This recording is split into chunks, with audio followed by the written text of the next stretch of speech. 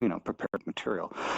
Before you begin, Jason, I just want to be sure, is anybody of the students recording this session? Because it's really worthwhile feedback, and I think you should also use it in your I'm recording it as well. Exhibition and stuff. Cool. And then, of course, you're going to ask Jason if it's okay to record. Of course. Jason, it's okay to record, right? Right. Okay. Right. That's the Dutch way of asking this question, so now you know. Well, first of all, congratulations, you guys. What an incredible achievement. And, I don't even want to say an incredible achievement in a short amount of time, because I feel like that discredits the work itself. It has nothing to do with how little or much time you had to do. It was just really good work. It was just really, truly entertaining and emotional and provocative and just very, very interesting. So I from the bottom of my heart, I deeply enjoyed myself, and I think that you guys have made something honest and personal and beautiful, and you should be really, really proud of yourselves.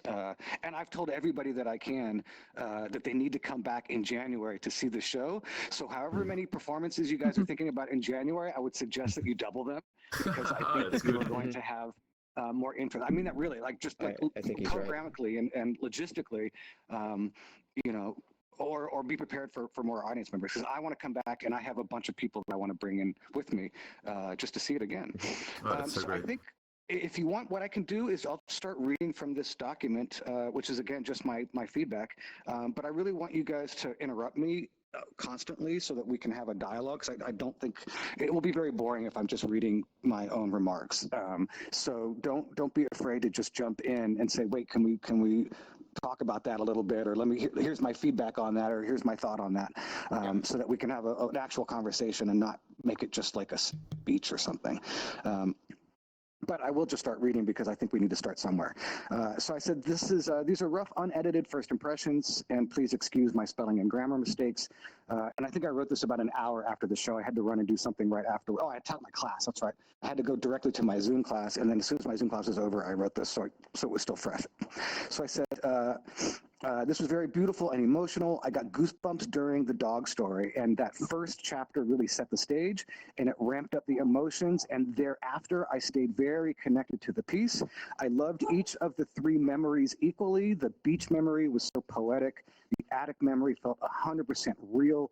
Each of these stories felt incredibly personal, which I loved, and I think that would be my top level comment was, personally, for me, I'm interested in personal stories that might be any type of genre or tell any type of plotting, but I always prefer it when it feels like it's coming from somebody's heart, somebody's personal experiences, and I felt that was one of the many strengths of this piece, was that this piece itself felt deeply personal, which I think as a group project is quite an accomplishment, because how do you do that? How do you manage everybody's personal desires as their own individual artists, and how do you make that all work together as a group? I don't know how you did that, but you did it.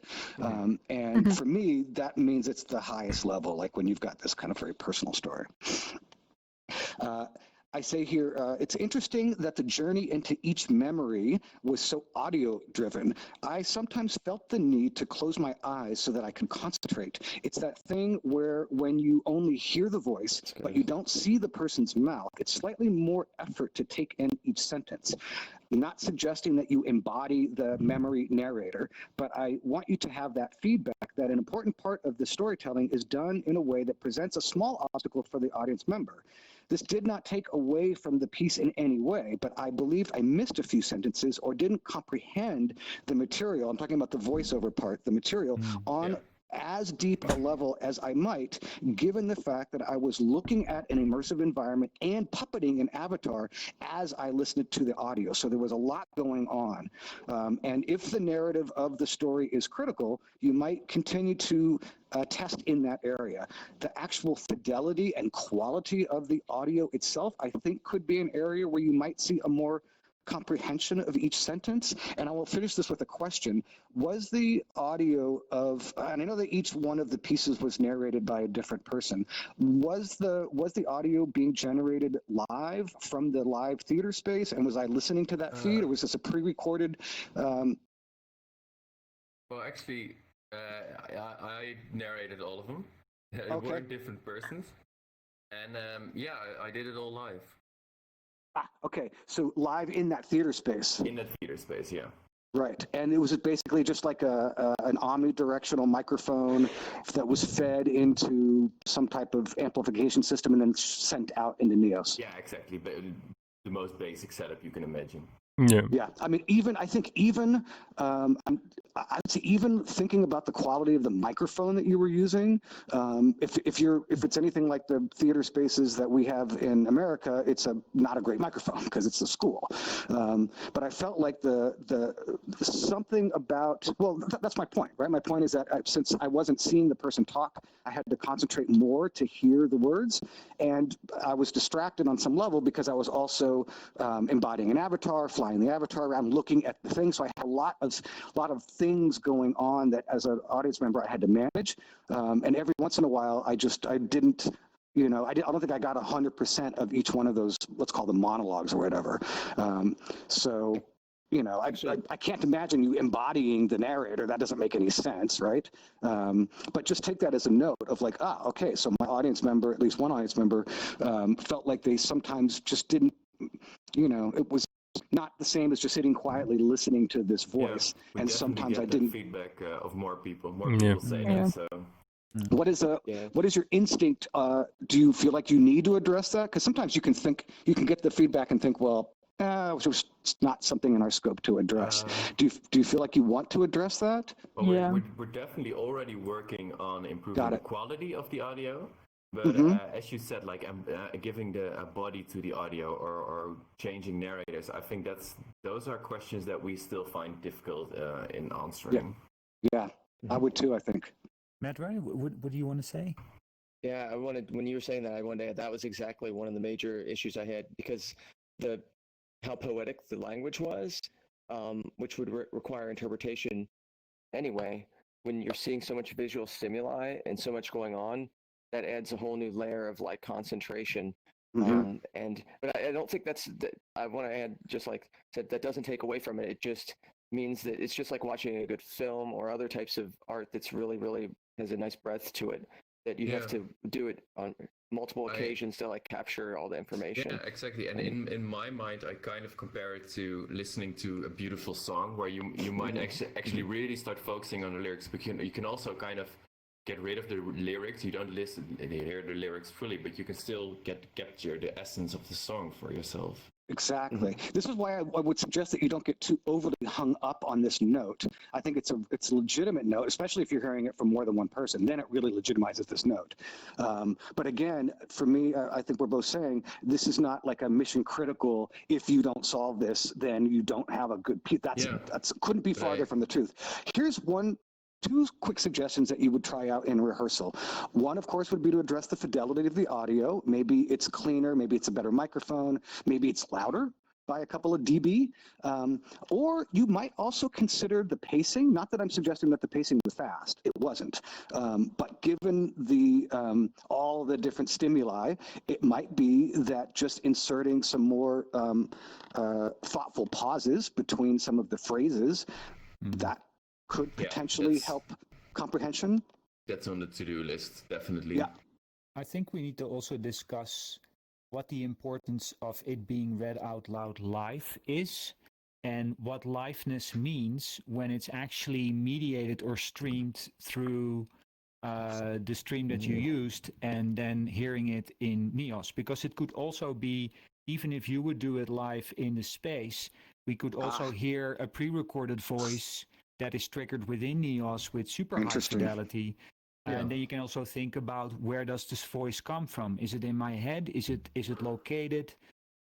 So I think we still need to have a bit of a discussion about this notion of liveness, the necessity of liveness, and also that might be different for different audience members and different perspectives.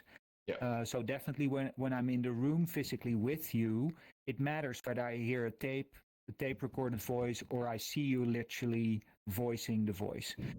So these are things that are a bit connected to Jason's remark, I think, that we need to explore a bit further. Yeah, good stuff. Okay, I will continue unless somebody doesn't want me to. I love the entire concept of memories attached to objects and the hero's journey examining and reliving them. And I say here in parentheses, I don't know what word you are using to describe the audience member who was selected as your main person. So in these notes, I will just use that term. When it was all first explained, it was a lot to take in, and I was nervous that I wouldn't be able to understand it. But as it played out, it became very clear.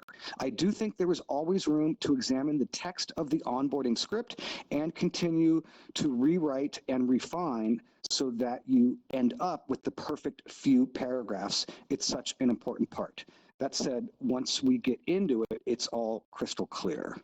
I actually do come back to that note 2 or 3 times in this document. I noticed I just kept, my mind wanted to revisit this idea of contextualizing and onboarding. So, and I'm sure you must be thinking this. I know that you guys are thinking about this too, because I could tell even when you prepared it, there were remarks from yourselves that said something to the effect of, I know this is a little bit complicated. We were struggling with this like a lot because at one side we did want to explain everything so that indeed everything would be clear once you enter it, but it was also struggling with the length of it because a lot of us felt like it was too long, but if we shortened it, made it shorter, what would we take out? And that would be information that you would miss, and we were really struggling with that. Exactly. I think I've got a question specifically for you. Medra can also definitely answer. But how do you think, because you said, like, exactly, once we get into it, it's crystal clear. Like, how do you explain something beforehand if getting into it means it's already being explained, I guess? Where's the line? Well, I think I mean, my answer is this. That's a great question. I think, and maybe my sentence needs rewriting, it was crystal clear, but that was helped by the context of the onboarding. So maybe that was a little bit of a misleading statement. I don't mean to say that you don't need the onboarding, even though that's maybe how that sentence came out. I do think the onboarding is important. I think what I was trying to describe was that during the onboarding, I was anxious because it was a lot. And then I was relieved that once I got in, what you said then fit with what I was experiencing. So I was just expressing the anxiousness of maybe being worried and then being relieved that actually, what you said actually now makes sense in my space. So I do think you need it. I don't think that you want to abandon that onboarding altogether. That's my point. And I think, sorry, go ahead. After you. No, I think another aspect of this is that Myrna had to play this role. And we did some rehearsing. It was not really rehearsing. It was more trying to get a grip on what we needed to say together. But also Myrna is like not trained to be an actress or to do onboarding or being watched by so many people under so much pressure in a way. So for her, it was a huge learning curve also to get a bit acquainted with that position and that role. Not being able to fall back to anything that she learned before. So she basically improvised. I remember, Myrna, you said at some point, I don't want to do it with you guys anymore, basically saying it made you very nervous. And then said, I'll just write it out and I will do it at the moment and we'll see what happens. So actually you witnessed the first time Myrna actually did this for the full scope of the story. And I noticed already because me and Medra also saw her second time that she was growing already into her role the second time onboarding because she used much more poetic and in-story descriptions in her onboarding. So she was actually embodying her role more the second time. So next to having the right words and figuring out how much or not how much, it's also about, getting acquainted with the role that you have and sort of embodying that role. And I saw that happening within 2 times, which is like ridiculously little to get acquainted with the role in the first place. So I think it's good to mention that is also a context that we had to deal with, of course. Yeah, the thing that I didn't want to perform it more with you guys because if I do it with people that I know, that gets me only more nervous. And I was like, I just wing it with people that I don't know, and then it will be fine.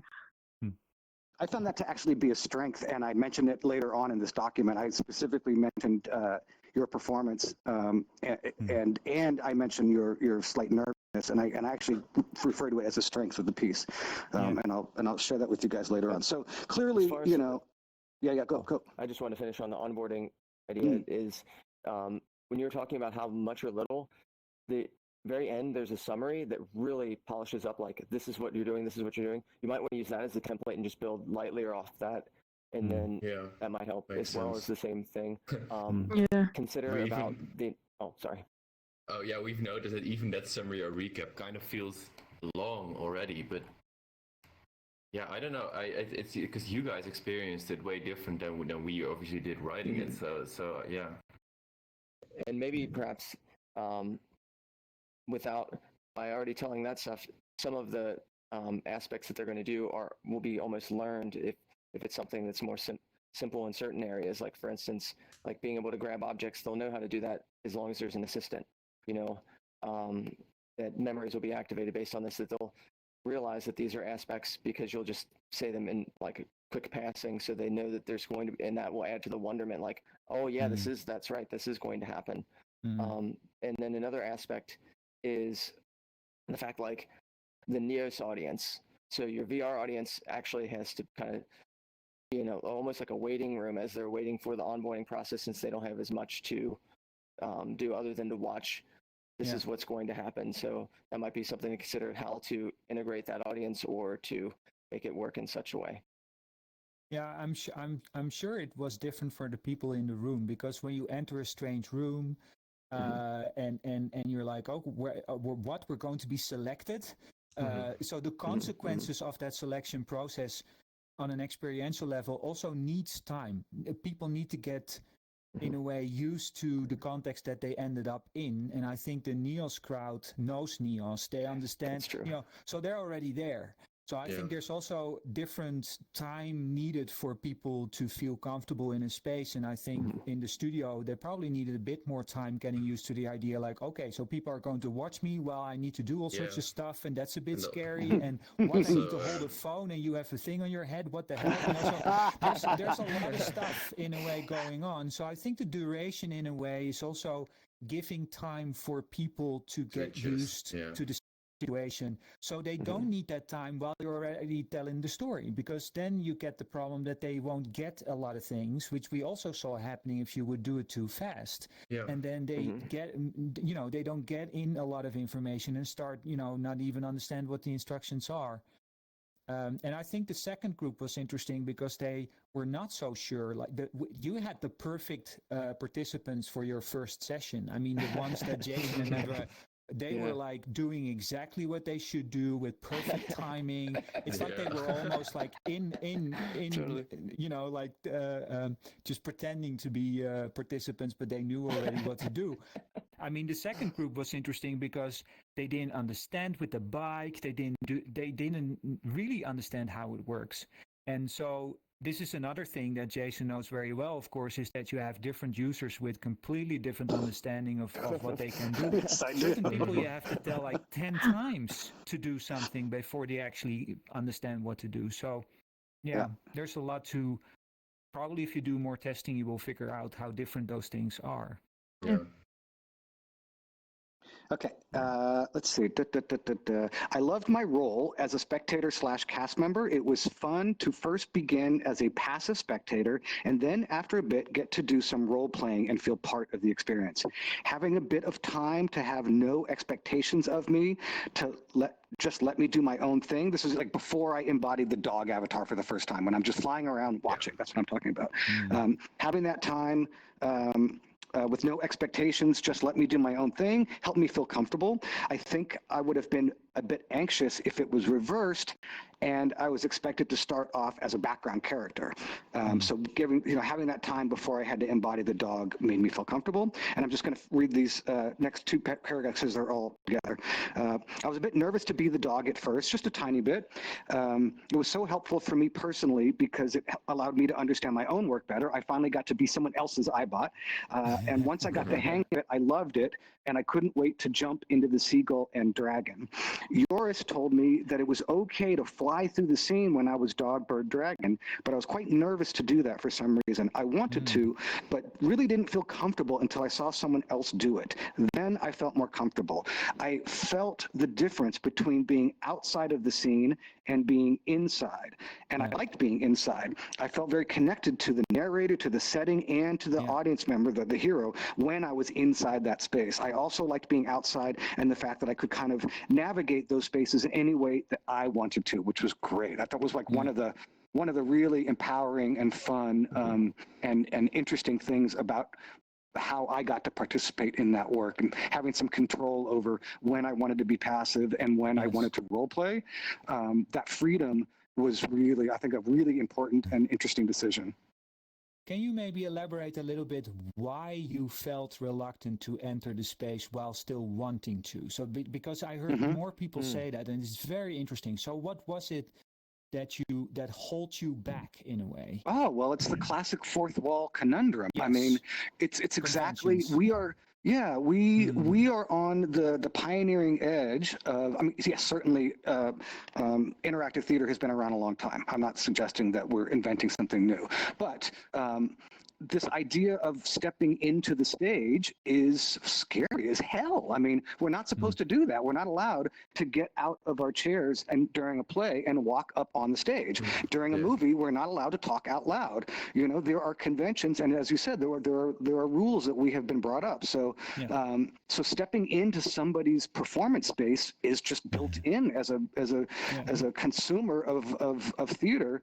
It's against the rules, and so even when somebody tells me it's okay to do that, there's just, you know, I needed somebody to go do it first and show me, prove to me that it was going to be okay, that I because maybe I heard it wrong. Maybe I didn't understand it correctly. And what if I went in as the dog and it was my mistake, and then I was fucking everything up for everybody? Like that would have been terrifying. I mean, those were all the thoughts that were, I think, quickly going through my mind.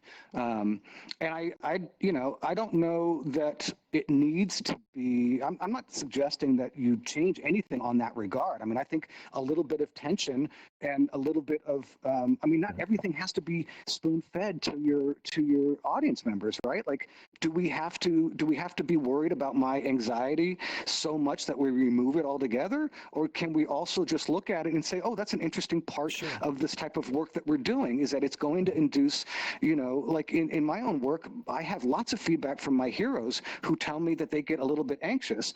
And so I have to ask myself, well, how much of that anxiety do I want to completely smooth over and eradicate? But if I lose all of the anxiety, don't I also lose some of the tension that is good to the work? That some of the, I mean, your audience members can grow themselves in a way as well by just breaking that barrier for themselves, I guess. Yeah. But I think you're saying actually two very important things, which you're saying many important things, but in this particular argument is that you say it helps that somebody else crosses that border first. So that's a clearly like group. That was a positive for me. Mechanic. If somebody does it, then I'm allowed to do it as well. That you can basically stage because you have one person coming with us. If that person goes into that avatar, I don't know, he's part of the team. So that person can already fly through it. And I'm like, okay, so that already breaks that barrier in a way. Yeah. And I do feel, and this is interesting, is that, like you said, being inside, you want to be inside, you want to connect. So in a way, offering the opportunity to do so, it's your choice, but offering the opportunity really makes a difference for the experience itself. So if it's not just nice if they do it, doesn't matter if they don't, I think it's really at the core of the experience that you do in a way. That you engage, and not all the time, like you said, you have a choice, but at least you do it once. You break that barrier because your relationship with the whole space changes dramatically. Absolutely. So there's something to that is not just nice if it happens, but it doesn't matter for the overall piece. I think it's really at the core of the piece itself. But I don't know if you agree with that. So I do have a question about that because I don't really know how many Neil's audience members did we have? About 10, I think, right? Yeah. That sounds about right. Yeah. How do we push people to do that, but don't end up with 10 dogs in the same small room? I think it's okay to have 10 dogs in the same small room. Right. Yes, That's not a problem. I wouldn't worry about that. I think that Okay. would be magical and funny and weird if you had 10 dogs in the room. I think that would be I think that would be a strength, not a weakness. I agree. Okay. I think you just roll with it. Yeah. Okay, yeah, because Let- we're let- also talking about these very intimate connections that are being made between virtual and physical. Yes, I mean, So it kind of starts feeling a bit conflicting, but maybe it doesn't. Maybe I'm wrong. I think you can still have those personal connections even if there are multiple people. Oh, you're kind of quiet. Yeah, you're very Yeah, quiet. Yoris, Yoris, can you Oh, You move might up have your the wrong mic volume, or something. maybe? is this better? A little bit. A little Not bit. sure. We're also Not standing a little much. bit far apart, but Okay, then. This? I'm hearing you fine. yeah, I will just step closer. You can turn to Okay. shout mode, maybe. Then there's nothing to do about it. Yeah, I wanted to say to Robin that I still think it's possible to get these personal connections even with multiple people. Yes. No, it's definitely possible, but if you get a scene like 10 minutes long and there's just 10 dogs jumping around in the same room during the entire story, how much do you suddenly lose in that? I know what you're saying. Right. I think that that's a valid point. You know, I think again, this is such an experimental form that we're dealing with, and the piece itself, like you're you know, I think you're experimenting and testing, and you're just gonna.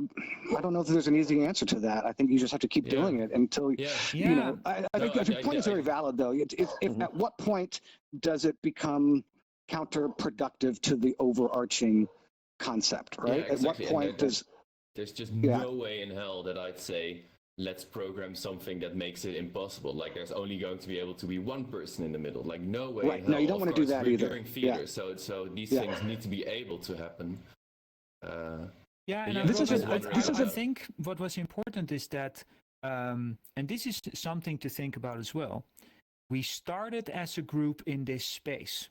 So it's not like we jumped in as individuals, not being connected, and then suddenly sort of jump into this performance. We were already a group. We know each other in NEOS. We know each other for a longer time. So when we were swapping avatars, I couldn't see the name tags, but I did still, and I don't know if you agree, but I did still feel it was us doing it. So I also felt a lot of respect that if others would jump in, I was not immediately thinking, oh, great, I will do it also. So I really took into account where everybody else was. Exactly. It was not just my own, it's only me there. I really felt this was a group effort in a way, a very social event. Yeah, okay. So I think, but this is interesting to figure out a bit more by testing more with groups, maybe also groups that don't know each other or don't start as a group. Is their behavior going to be different? That is an interesting question. But I think in our case, it was actually you could feel that some people would go in and others would then watch, and then they would go out, and then you're like, okay, maybe it's my turn. So I could really feel that happening in a way. And I think that really, where people are just going in and out, like saying, well, there's 2 or 3. No, there can't be more than 3. You know, some kind of crowd type of idea. Yeah. And also, in addition to the thing, is the emotional content that you wish to have. If you think that the crowd that's natural that will be in there is like too much, if there's 3 or 5, maybe you'll have to think of a way that people feel more comfortable with less through some kind of imagery or some kind of other extra aspect of the avatars, things like that. The other point that I would say is that, you know, what you're dealing with, I think, and I completely identify, like on a very deeply personal level, is you're dealing with agency. You're giving large groups of your audience a lot of agency to come into your story world. And, you know, you're understandably nervous that if they have too much agency, they might kind of break some of the intentions of the story world. And I experience that all the time, constantly. You know, what if my hero does X, Y, and Z and fucks everything up? You know, what if they misbehave? What if they do things that work in opposition of what my goals are? My own personal relationship with that problem has been to try to just embrace it a little bit, like let go. For me, the process of learning about interactive storytelling and involving my audience members as role players has largely been learning how to let go, learning how to just give up some of the traditional relationship to my own work, and understanding that once I start asking audiences to come be part of the work, then I also have to allow them to be part of the work in whatever way it's gonna be. Like, you have to give up some control, and I think part of that, what I'm hearing, is kind of wrestling with that. Like, we're trying to do this, but what if our role-playing audiences do that? That what if conundrum is something that I face all the time, and on some level I try to control it, just like you guys are. I purposely brought in a weapon system into Alien Rescue so that we could kill heroes who were trying to ruin the experience. Like, that was very much rooted in like a self-defense mechanism. But on the same hand, I think I am slowly but surely learning that there is some new paradigm of the work that is not the own original intention. It's something that is new, that is dependent on these role players, and it might not always be what I wanted or expected. But I'm learning to let go a little bit and kind of grow with it a little bit, Yeah. So, yeah. Yeah, and I think in a way, I mean, the format that you're using, Jason, is so story-driven and it's so like beat and scene based that the dependency that the person who participates acts the role is much larger. I mean, in your case, it doesn't matter too much what people are doing. You can just continue your story, and it also, through its abstraction of memories, it's much more forgiving if weird stuff happens, because it is a memory, it is not real, it is already like a surreal space. It's a dream, and this almost, is why right? it's perfectly fine to have 7 dogs. I mean, it can be different aspects of the same dog, so it's much more forgiven in that sense. But these are, these are really interesting and good points. I do have, I do have my very next comment on here does speak to exactly this issue, and I think I'm curious to see what you guys think about it, because I think what I'm about to say will kind of speak to what some of Robin's thoughts are around this intersection of role-playing audiences and kind of pre-constructed story. So my next paragraph is, I'm not sure about the hands on the animal avatars. I'm not sure that the waving to the audience is adding or reinforcing the emotion of the moment. So I think I'm kind of on the same wavelength of you here, Robin. I did like connecting to the hero, but the waving almost broke some of the immersion for me. It was like a connection, but not necessarily the right type of connection. The dog story was very sentimental and beautiful, and I did like the fact that the hero held hands with one of us. I remember that moment very well, but this type of interaction is complex, and I suggest continuing to test and interrogate your audience around this. I mean, if we all had eye tracking but no hands, then wow, that was my bad story writing there. So this is, I think I'm addressing some of these same issues. Like there were moments that worked better than others in terms of when the embodied avatars were in that space, and when people were waving back and forth, I just felt like, oh, this is not quite what the emotion that I wanted. It felt like it was breaking the story. Hi, I'm here. Oh, hi, I'm here. But then the hand-holding, which kind of came out of that. The hand-holding would have only did happen because the waving started, right? We saw somebody get familiar and comfortable with having this interaction, and then it led to this other interaction, which I believe was quite sincere. So again, I think it just speaks to the complexity of this type of storytelling, that like there's so many unpredictable moving parts. You're never going to know. Each new audience of dogs is going to behave so differently, and each new hero, or whatever word that you're using for your in real life person, they're always going to behave so inconsistently. They're always going to surprise you. Because on the same time, like the waving, it did give some recognition that you can see each other, and especially for the people, for the person who wear the VR goggles, at first I was like, there are these things floating around, but by the time that they actually waved back, he realizes, hey, they respond to me, they can see me. So that for the function, it was a very important thing. It didn't truly fit into the narrative and the emotion that you want, but it was a very important confirmation that you can see each other. Totally. Yeah, I completely agree. It's also about the definition of immersion, Jason, because the thing is, did my aesthetic or emotional appreciation of the story get less because the illusion was broken for a moment? Or can those things coexist? Because I know I'm in Neos. I know I'm looking at something that is staged. I know it's not real. Still, I have real feelings. So we're already in a situation where real and not real are intermingling in a continuous fluctuation. And this is also more like a postmodern or post-dramatic way of looking at theater, is that we don't have to have the perfect illusion. It's rather the fluctuation in between those states that create a third layer where you become aware of the construction of theater itself. And I have to say that to me brought the dimension of responsibility to me much more. If there would have been a stick or a bone or a ball I could pick up as a dog, it's also in a way nicely fitting the story, but it would not address the responsibility of me as Joris being in the theater play and having two hands that are completely breaking the idea of being a dog actually did that.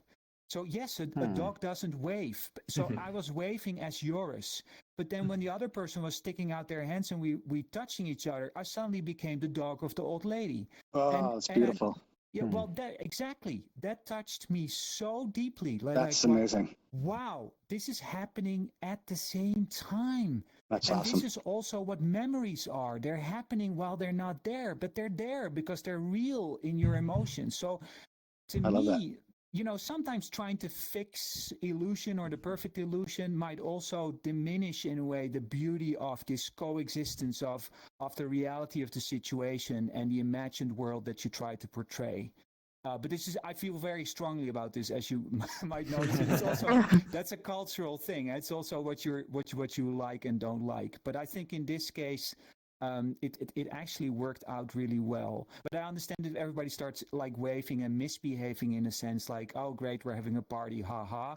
Yeah, then the purpose of the whole situation is lost, and then clearly we need to think of other strategies. Yeah, I think that's an excellent point, Joris. It really is. Okay, I'm just going to keep going. I love the IRL in real life narrator who ran the show, and I think that was Myrna, right? Was that you, Myrna? The performing of the texts was Robin, and I did the introduction. The introduction, right? Okay. Yes, the introduction. Yes, I meant the introduction. You did a wonderful job of explaining something very complex in a short amount of time. So basically, I was witnessing, we had two onboarding. We had the Neos onboarding here, which was done by Joris. And then once we were in the space, we heard your similar, but not completely identical kind of onboarding for the in real life audience, but clearly you knew that we would hear it too. So that's what I'm saying. I love the IRL narrator. You did a wonderful job of explaining something very complex in a short amount of time. I liked hearing your gentle nervousness. I related to that tension, and as an audience member, I related to that tension because as an audience member, I was a little bit nervous, and it made me like you and the entire show.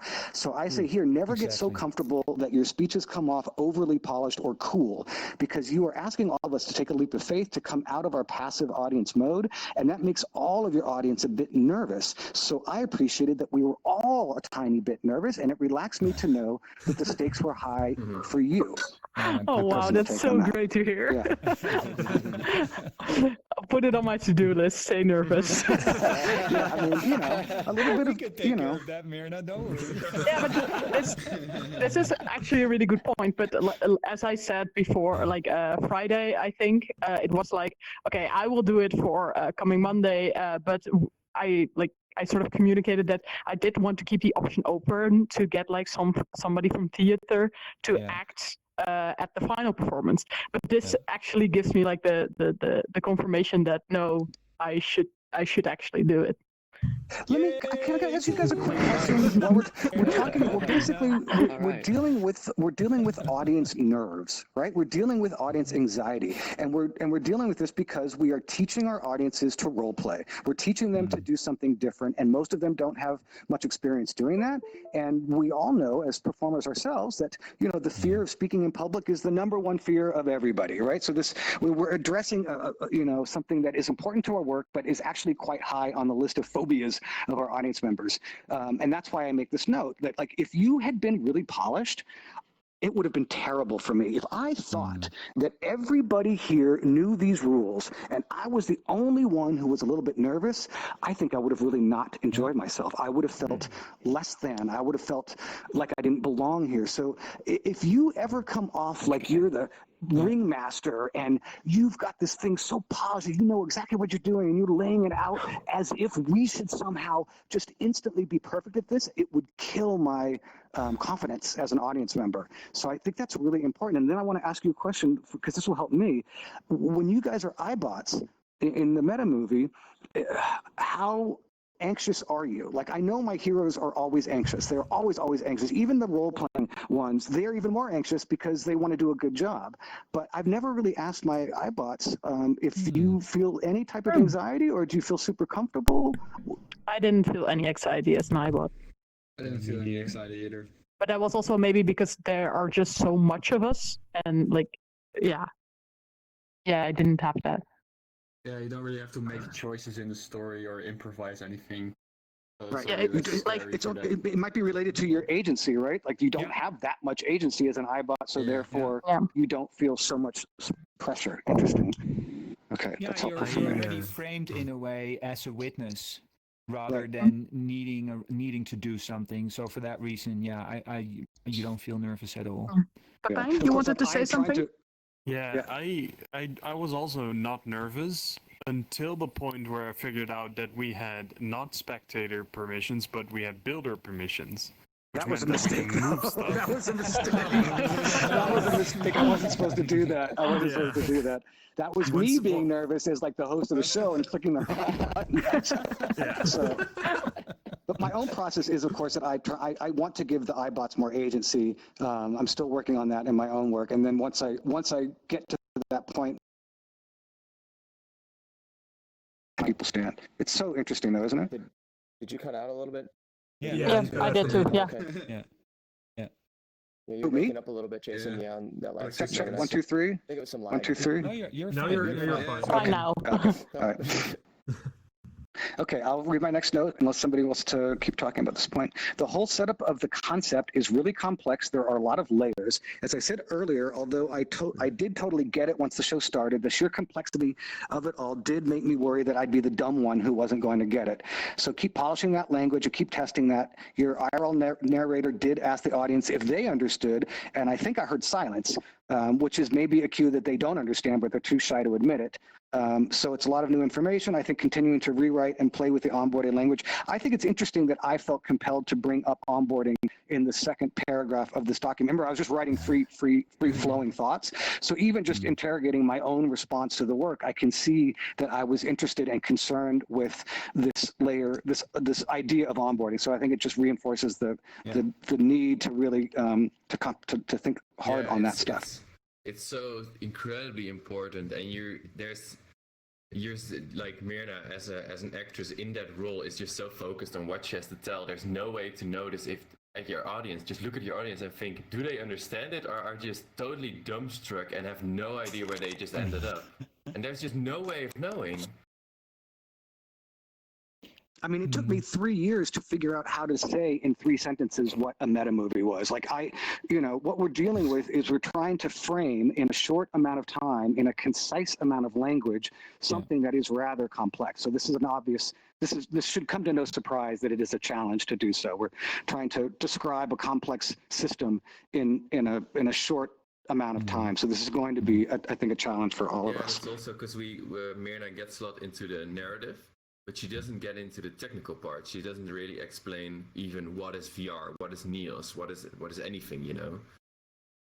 So I feel like there's a lot of things to be understood just by doing, but yeah, I don't know. Yeah. Well, actually, I'm quite happy that we don't, because it doesn't suit any purpose to explain technically what is happening. It's just the context of the situation is a poetic one, and we incorporate the devices and the technology as part of the story. And in that consistency, I think it's enough information to understand what you're supposed to do. But what I really like, Jason, is that you're pointing out that it's not only about what you say, but also how you manifest yourself.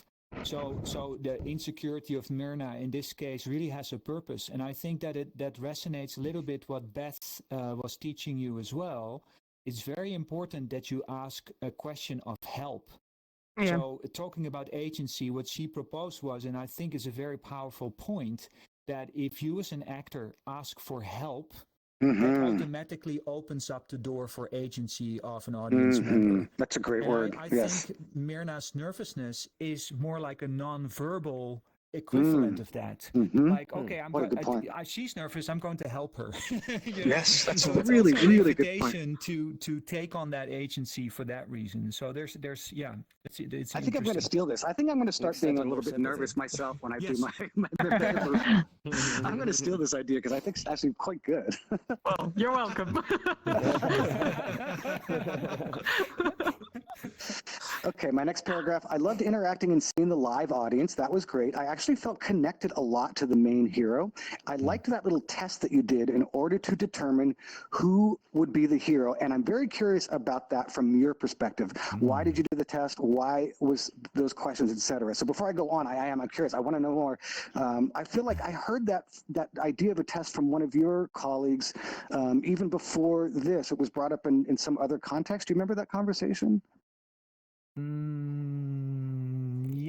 Yeah, we had an It was- earlier conversation. Yeah. Yeah. Somebody made that same suggestion to me about giving your hero a little test. Yes. And so when I saw you guys do that, I thought, oh, that That's must have correct. been one of Joris's colleagues who mentioned that to you, and maybe you guys decided to try that. So could you guys talk about that that process? Well, I think the first, I don't know actually, I don't remember exactly where the idea came from. I but- believe from Beth Gates when Yeah. we did Yeah, the I think first so rehearsal. too. Yeah, because she said it had to be more like a dialogue and not me just throwing all this information on these people, but also give them a chance to talk. Also to make it more personal, because if you make like this safe space where they can talk about, indeed, like one of the question was, what is one of your oldest memories? That's something really personal. And if they feel the safety to express that and to talk about that, then that creates a sort of empathy between them and me as the collector. So then we went on, okay, so what are these questions going to be? And the oldest memory was one that we settled on quite fast. Then another question was, do you generally speaking have warm hands? Because we wanted the way that the VR player was going to activate a memory is by touching it, by feeling it, by activating it with his hands. So we wanted to put the importance on the feeling of touch and a sense. So that's why we had that question. Yeah. Another question was also because it was also a lot to do with the sixth sense, and we wanted to have that in a sort of question. And then the question became, if somebody's standing behind you without them saying anything, do you sense them in a sort of way? And I think that was also a question that everybody has an answer to. Like some people are like, I think everybody can feel that in some sort of way, and other people can't feel that at all. And then the last question was Emotional attachment to objects. Yeah, and that's brought back the overall theme of these emotional value that you have to objects. Yeah, it was a great idea in terms of just gauging the audience to see who would be the best one to participate too. That was really nice to be able to kind of know this person's really bold. Okay, they'll be good for this role, or vice versa in some other areas. Very nice. Also, But because I you have want. to say, we couldn't hear the answers of the live participants in this space. Yeah. So for next iteration, because it is so wonderful to hear somebody's personal story and also to connect then to the audience members, you were holding the microphone close to yourself, so we couldn't hear them. So that is a little detail we need to address. Yeah, Just audio with the is a big. microphone that takes a bit more audio. It's Yeah, not just audio the is like a 20 big centimeters, space it's we probably- want to. Yeah, exactly. Because you don't want to hold the microphone under their mouth, No, it because shouldn't then be an interview. you're not going to share your most private memory, you know. Yeah. We also thought about like these little microphones you can plug on your shirt, because they're so small you generally forget about them. I know, but they're super localized also. So you don't pick up then what I would say if I would talk to you. Yeah, but you put Yeah, one but on every yeah, audience you member, put one but on them.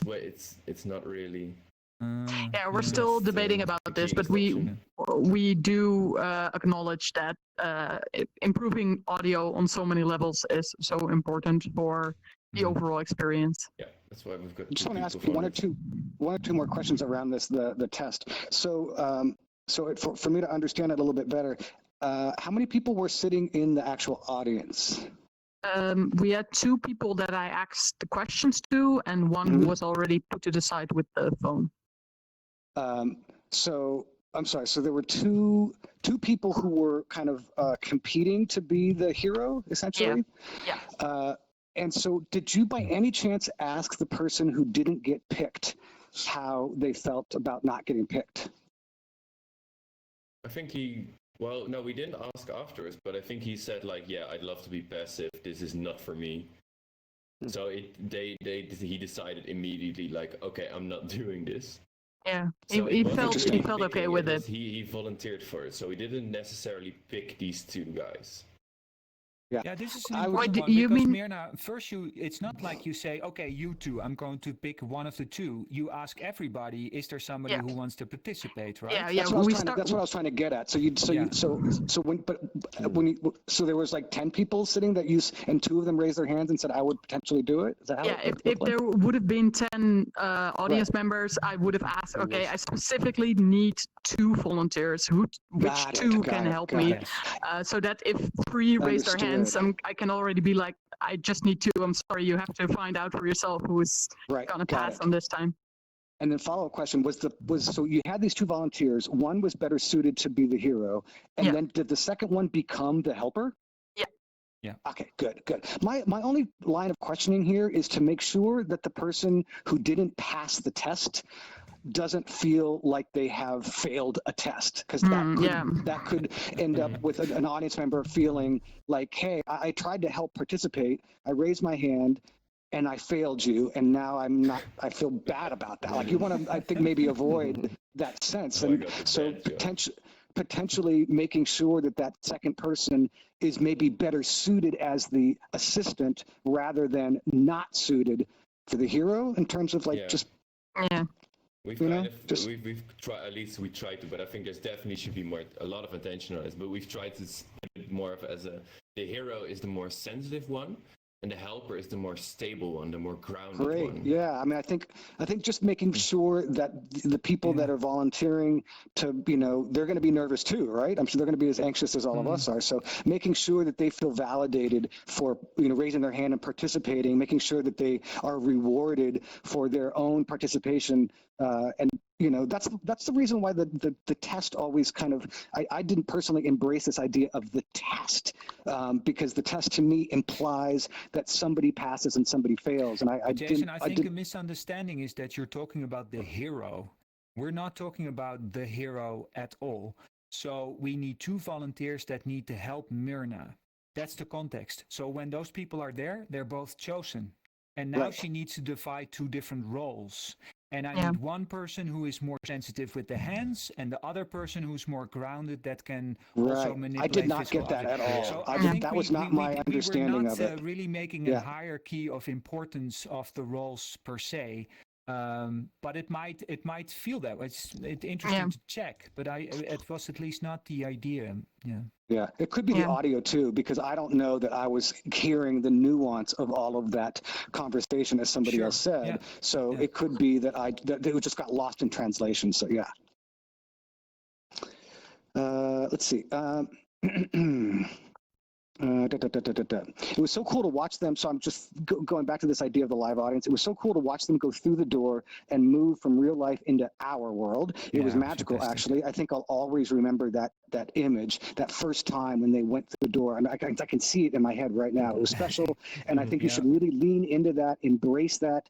understand how special that moment of transformation is. It's an amazing moment. And really all of the stuff with the hero in the space, the process chamber, sorting room, I can't remember your term.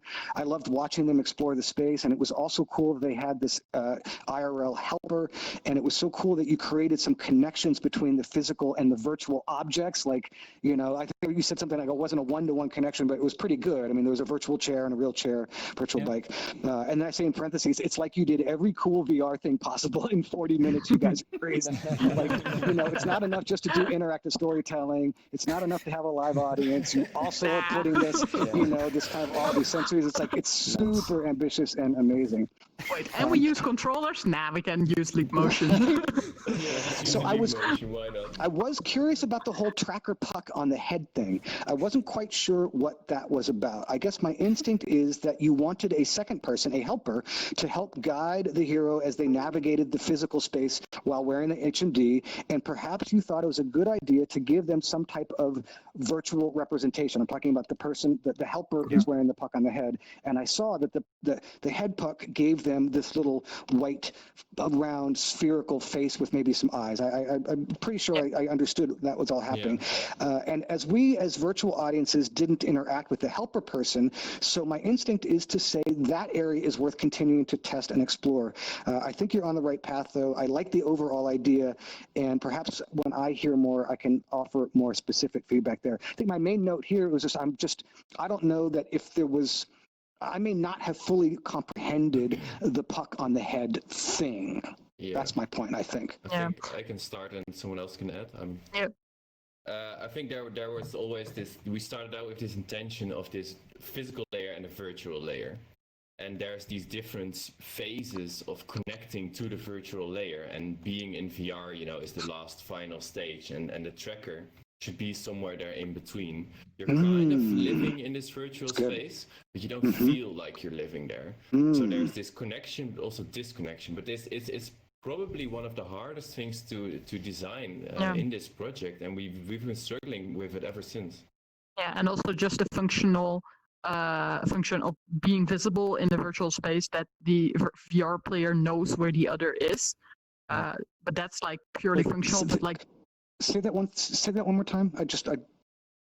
Well, because there was this white orb on the tracker, the VR player who stood in the room was able to see the other one, and they knew where he was. Yes. The VR player is blind, so if you need a helper, it's sort of nice if that helper is a ball of light in the darkness of your VR space. Yeah. And I love this, what Robin said. I think had I, as an audience member, had a chance to understand that intent, then it would have been like, oh, this is just another layer that I can appreciate the work on. I think that's all, for me, all it would take was a little bit of language, just like you said right there, the importance of this kind of liminal space between reality and virtual. That's all I need. I just needed a little bit of context so that I could understand what the reason was that for. Because I wrestled with it a little bit, and I felt like I just couldn't, you know, afterwards. Like as I was thinking about it, I was just like, no, I can't quite resolve this. Yeah, it wasn't completely, but like there was something that felt uncomfortable, and often I wasn't sure like that object was them at first, and I was like, I think it is. So maybe some kind of lighter emphasis. It has to be something subtle, it seems, because you wouldn't want that to overpower the narrative or the action within. But I don't know. It's so funny because I remember actually, but maybe it was a different session, but I remember you invite that person in first, which is very important. It's the first person who enters. And then I remember, I thought it was actually, but maybe it was a session before, when somebody's like, oh, wow, that's me. And they point at the wall because there's a projection there where they see into the world. And it's like this physical recognition, like, oh, I'm also there. And that was that's exactly the click that you want to happen. I think that was in the other performance. If I had seen that, I think that would have been okay. I think all we're looking for is just a little tiny bit of context. It's a very easy fix, I think. And once you get that, you just add another layer of appreciation. Like I already appreciated, but it ended up being a question mark rather than an exclamation point. I think you can turn that into an exclamation point very, very easily. Yeah, Okay. And I think it's so cool. It adds to the door you said as well, because the door is literally the portal into your world, so everyone enters through there, and it kind of, we hope at least it matches up. Even if you just take a little bit more time and kind of emphasize that initial moment of Puckhead going through first and really celebrate that and make it its own thing, so that you know that it has a moment to kind of just live there as Puckhead is there by himself, and somebody is talking about something that relates to that, and we just all have a moment before the actual hero comes in. We recognize because I think that's all it would take is Actually, I'm 20 now more thinking seconds. we can make the Puckhead. We'll call the person Sorry, I know Puckhead. that's Why not? it's just We call it the Easter egg because you feel like an egg with a little thing on top of your head. But he or she could actually be a light, because if it's not just a white orb, but it's really a light source, if she enters that space, she activates the space in a way, and then also lits the space for the blind VR person to come in. So that playing with light a bit there might be interesting. This probably works really well with a design idea we actually had this afternoon, because we were thinking about, and we definitely want to discuss this in a moment, but we're not there yet. Like adding 2 more memories, but the idea of the VR and the Neos users not being an avatar but being a light source. So they have to basically show the room to the VR player by their movement. So I think it might work with it. Or they could be props that are part of the furniture, even, or something else that's part of the room that fits within. Another thing with the puck heads is possibly just some subtle particles that would offer a trail that allows the person to know that that's where they need to walk to. Oh, that's cool. I like that. Okay, I have another paragraph here where I seem to return back to the onboarding. It's obviously something on my head for myself. And I'm not going to read the whole paragraph, but I'm just going to mention one moment because it was so helpful from you guys to me.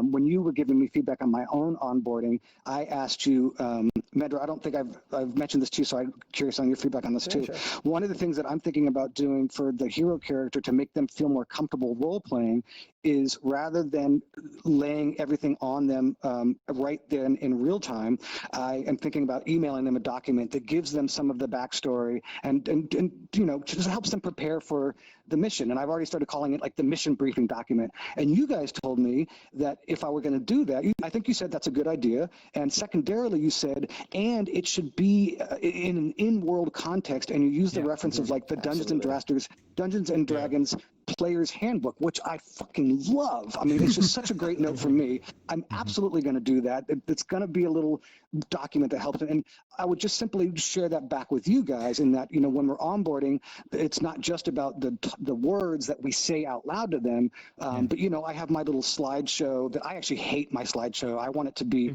I just feel it's very lo-fi and very clunky. It's all I can afford at the moment. But you know, but even the slideshow was a note that I got because I used to not even have a slideshow. I used to just say all this stuff.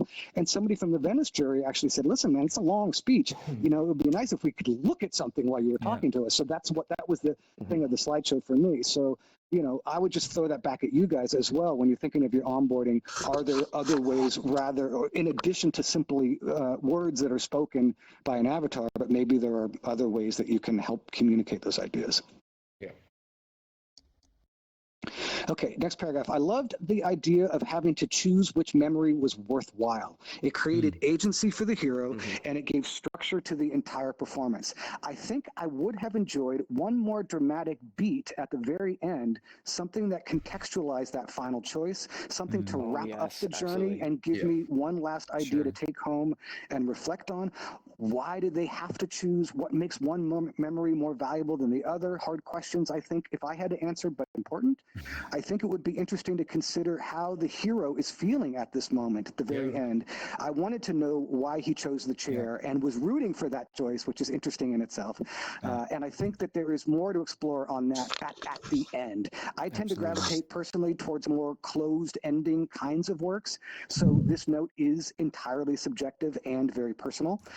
I was very, very satisfied at the end and was happy to think back on the work and draw my own conclusions and reflect on my own. So, you know, I think there are different ways to do that. there's a huge thing to gain here by just increasing the outro. And what you said, like, I wonder why he chose that chair.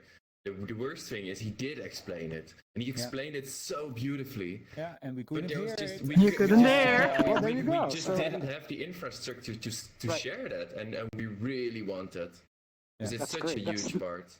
That's what's great is that it's something that's important to you and it's an easy fix. Like, don't you love that kind of stuff? Like that, you're gonna get it. You're gonna get this thing that you want, and you're just gonna do it by figuring out the audio of and the whole thing that you guys are doing. Figuring out the audio of your participants is like low-hanging fruit. You guys will get that. I'm certainly confident that you're gonna get that.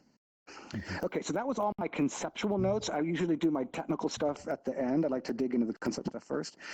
So I say, okay, on to technical stuff. Wow, I'm blown away by the tech. It's like you took every element of VR work and did it all. Love the live action video integration with the IRL audience. If you want to improve on that area, it's obvious to me that you would do this as a multicam setup with 3 or 4 cameras so we feel more visually connected to the IRL space. I would have liked to see a few other angles of the space with the overhead maybe being the dominant image for sure. I would have liked to see the hero better, like an eye-level shot. I want to see their faces, both the hero and I think egg puck person. And I also wanted to see like, you know, the other audience members. I just wanted to feel more visually connected to the IRL space. That's a huge amount of work, obviously. But if you were going to take the show out in the world, which I think you should, by the way, Absolutely, yes. this would be a wonderful extra layer. You'd create even stronger connection between the two spaces. And I don't know what the IRL audience was seeing of us on the VR side, but I'm working on a Neos-based live multicam system, and I can only imagine how cool that might be for your IRL audience to see us in many angles on a few monitors in the physical space, assuming that you want that connection in the first place, which maybe you don't. I don't know.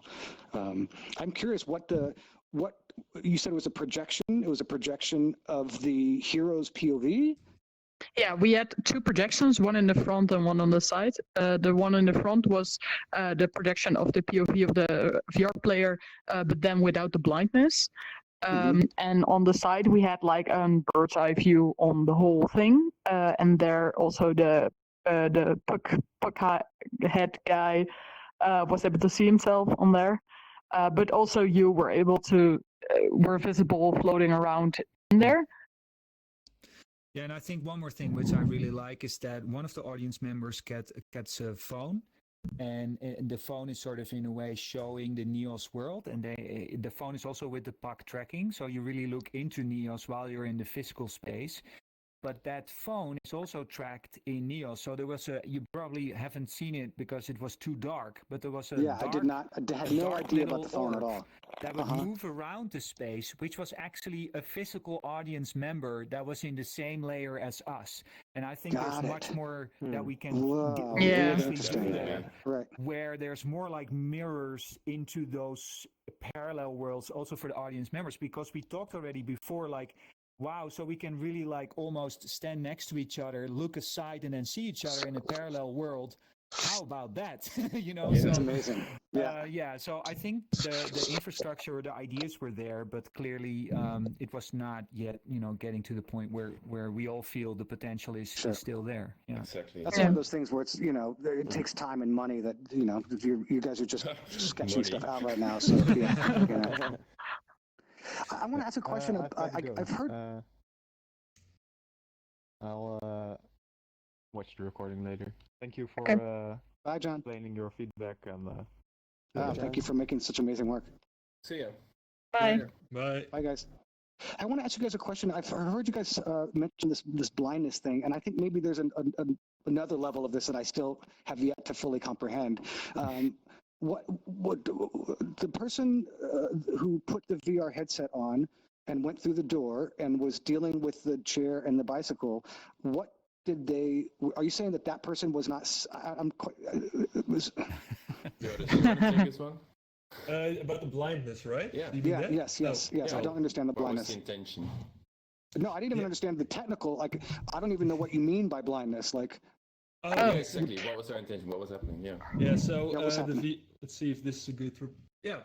Well, so basically, the VR person saw this, So absolutely nothing, except for the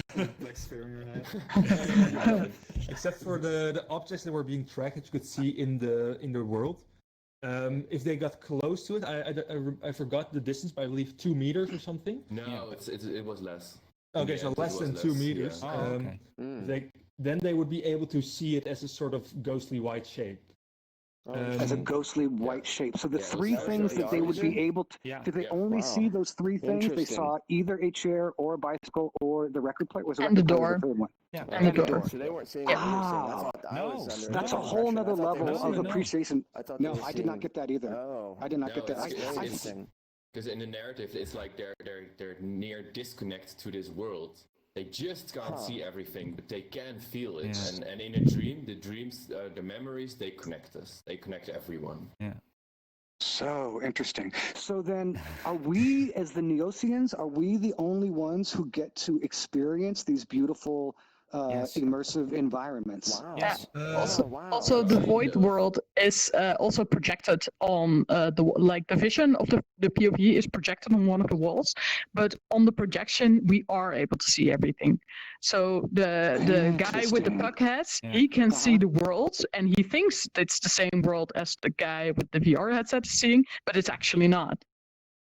Wait, when you say the puckhead thinks that the VR person can see this, are you also implying that nobody knows that the VR person is blind? Well, we do say it's not a one-to-one representation of what he sees, but yeah, they are not aware of each other's visions and what they can see. So, and theoretically, if you had 50 people in the audience, they also would be kind of in the dark, not to use a bad pun. They would be also not quite sure what this VR person was seeing. Yeah. Does the VR person? Well, first of all, I use the word hero. What word are you guys using so I can use your lexicon? How do you describe this main person? We have You don't have the a word yet? Yeah, we have the VR narrative, player. We decided on a narrative term of seer or seer. Seer? The seer, Okay. but yeah, we usually just refer to the VR That's player. quite ironic. VR player, yeah. A VR player, the tracker person, the tracker people, the phone person, and the audience. Yeah. Oops. This is so interesting. So clearly I didn't know that. It sounds like Medra, you didn't know that either, right? Yeah, that's a big So this surprise. is- Wow. Yeah. Surprise! I think it's just another layer of creativity that now I can further appreciate. And I think my only note would be that I think that I would have liked to know that. Like, if I had been made to understand that more, I would have appreciated that what they were going through even more. So I think this is just another note to communicate this. You have so much stuff going on here, you guys. You're doing so many things, and they're all beautiful. We just have to figure out to make sure that the audience gets it all. You know. I just want to ask because do you think? But this is just like in your opinion, Medras as well. The players, the puck boy and the VR player, they did talk about blindness and stuff. If we get their audio in Neos, do you think that would help already, or do you think we should introduce it even in a different way? Absolutely. I think you should test around it. I mean, if the seer ever said clearly, "Wow, it's very, very dark in here. I don't see anything," and if Puckman said, well, you can't control what they're going to say, obviously, and you don't want to control that. But yes, I think they usually say, "Oh, you can walk towards me. Oh, you're fine." Yeah. And maybe you could there's this one big thing though, and there is an issue. Most of our audience is going to be Dutch, and when they get uncomfortable and don't feel safe, they will talk. They will speak in Dutch. That'll work still, because you'll notice through the audio and tone of people like saying something, they're like da da da, and you're like, oh, but that's good. It lets the audience member kind of guess what's going on. That's good. But it would be like good for you to know these kind of things beforehand or afterwards. Beforehand or afterwards? Because I think I would have wanted to discover in the moment, maybe. Like for me, if I try to like retcon your work or whatever, like if in the moment that the seer put on his headset and he says, "Hey man, I don't see anything. It's very dark in here." Like, and then who knows what will happen next? Maybe the narrator, Myrna, would have stepped in and said, that's correct. You are entering the world of dreams where things are not, always, I mean, there are so many ways to play with this. I think you have to iterate and test and just interrogate. You have to, the thing that I have discovered that has been the most helpful is these types of really deep Q&A sessions between as many people as possible. Like, you just have to collect data, just ask as much people and come at them with different questions or the same questions. Like, it's just, we are all, in the dark with our flashlights trying to figure out what the stuff is. And you just have to, the best thing you can do is just keep asking everybody involved what, yeah.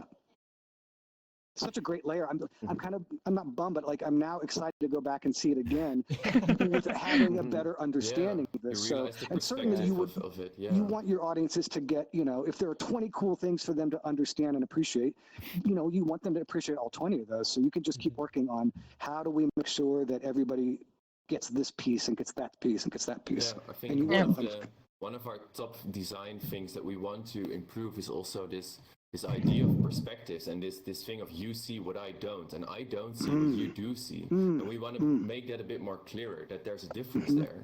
It's not just you watch from Niels and I sit here, but there's also, I get an entirely different view of it.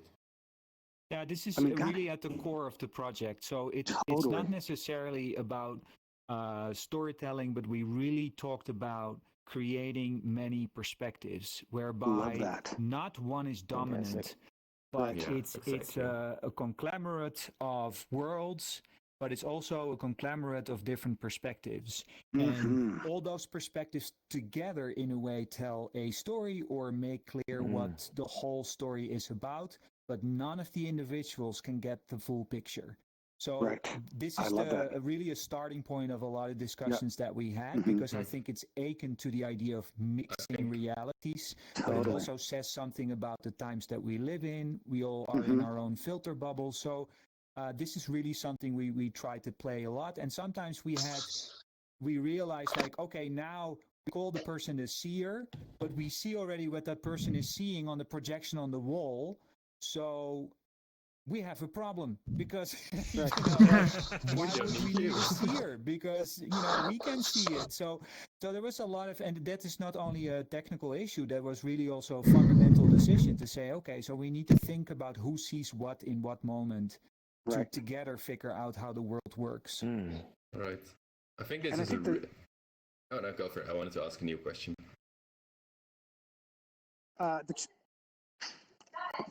Sorry, behaving dogs. And I think what I would add is, and of course, you don't want to spoon feed any of this, right? Like the real challenge is how do you let audiences discover this in an organic way? Because what you said right there really did wrap everything up, but you would never want to say it like that to the audience because that would be like explaining everything for them. So you have this wonderful challenge of presenting us with a really high level concept, but presenting it in a way that feels like we discover it on our own. And you just kind of laying out the track for us to go. Exactly, maybe 2 weeks. But we don't know that you're laying the track out. So I think you guys will get this easy. And I think you're right about the audio. And like Robin was already indicating, if you would be able to follow what they were saying. So somebody enters the stage, somebody says, yeah, come here, you see the bike? No, I don't see the bike. And everybody else sees the bike. You're already done. Right. You're already, you're there. Yeah. Definitely. Yeah. Sorry. I do have this question that's it's been burning in my mind all week, and we've been discussing it this afternoon, and we have a conclusion. We'd love to hear your perspective, but it might be a bit too large of a discussion to do in the middle of your feedback. No, I don't know. But if it's burning, I think you should ask it. It's going to be non-issue if you don't. Well, we love the time frame. 3 memories is a great time frame, and it just for us it works really well.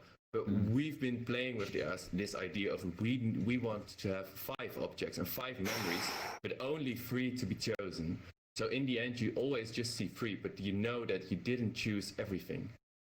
Yeah, so that there's a reason for you to stay in the audience and watch the next performance to figure out what the other 2 are going to be, to spark that sense of curiosity. Also, to connect the different audiences as well and different performances, because it just continues this idea of you see what I don't. and the next performance sees something that I didn't. Oh wow. So it's important to mention with this context. They originally, we talked about the possibility of not having a performance where you start and you end, but this selection process is continuous. So you basically step in somewhere in that process and you step out when you feel you had enough. So we were thinking about this idea, especially for the periphery, so for the audience members, that you could sort of jump in and out. So they could do it for 10 hours in a row and see, how things evolve. Interesting. And in that thinking, then you need to indeed create some unexplored aspects. So you have, in a way, an argument or a reason to stay or to take a different perspective or get curious. Yeah, what we have decided on, we don't want to get the continuation of the performance. We do want to have like a start, middle, ending, like we have now. Yeah, but you do a new iteration. Yeah. Exactly, but we just have 5 memories instead of 3. Yeah. Would that increase the length of the performance? No. No. The audience would only get to choose 3 memories, but there will be 2 memories untouched. Yeah. So there will be 5 objects, and they can only choose 3 that they can actually see and relive, and the other 2 they have to leave behind as the performance Basically, the ends. first 3 that they interact with, essentially. Yeah. Would it always be the first 3? Because once you're not going to have somebody interact with an object and then not trigger that memory. Oh no, there's no set. There's no order. They can choose themselves which objects they want to interact with. Right now, we did recommend to start with the chair, because the chair is just the easiest object to interact with, and it speaks the most for itself that you sit on a chair. Like, duh, that was the most logical. So we were like, let's let them start with that one. But for the other 2, they were completely free to choose which one they wanted to see. So theoretically, somebody... Just to be sure, because if you choose after 3, you have to choose the best, right? Yeah. So I choose the bike. Do we then take the bike out of the equation and introduce a new object for the new iteration, or didn't you discuss that yet? Oh, you because haven't that even is thought about we haven't. No, we haven't thought thought about that. That's a consequence of what you have already decided so far. You've removed it from someone else. Yeah. Oh yeah. I mean, if you would leave the bike in, and I want to stay because I want to see the 2 other memories, I'm then also confronted with the fact that the choice never mattered. Yeah. Oh yeah. See, that's why we discuss this kind of things. Not to mention just logistics and iteration. So you have logistics of how much can you do within the time frame, and then when you add in these extra elements, you might have maybe you're thinking originally with those 3 memories, how can you not polish, but like work it out to understand what order things are in, how that affects the audience when they choose something, how that will become of importance and affect the audience. And so if you add in more, it's kind of like adding more ingredients into a soup or something else. Is that going to interfere in such a way that you think it might hurt, or is it something you should polish one thing and then extend upon slowly, and you could just eventually have 10 memories, 20 memories? Yeah. I don't know. I think that's exactly what the discussion was about. Yeah. Is it worth it, and what do you gain from those extra memories, and what do you lose from the not being able to polish the others? Well, I'm going to answer your question because it's not this is not a question. I think all the points that Jason made are excellent points in making what you have stronger, and that always outweighs adding more. Yeah. So it's always better to first really work on what you have and polish that jewel that is there, and so many things that are inherently there, but you have not really lifted up to become the most it can be. And the strategy to add new things is definitely counter to that. So first get your act straight with what you have before you start adding things in that sense. Yeah, for sure. Yeah, I think I agree. But I also completely relate to the impulse of like, I feel like as a fellow creator, I feel I'm absolutely. I actually disconnected from the entire conversation because I was thinking, holy shit, like, what about my own work? Like, am I doing this too? I'm like, and more. Yeah.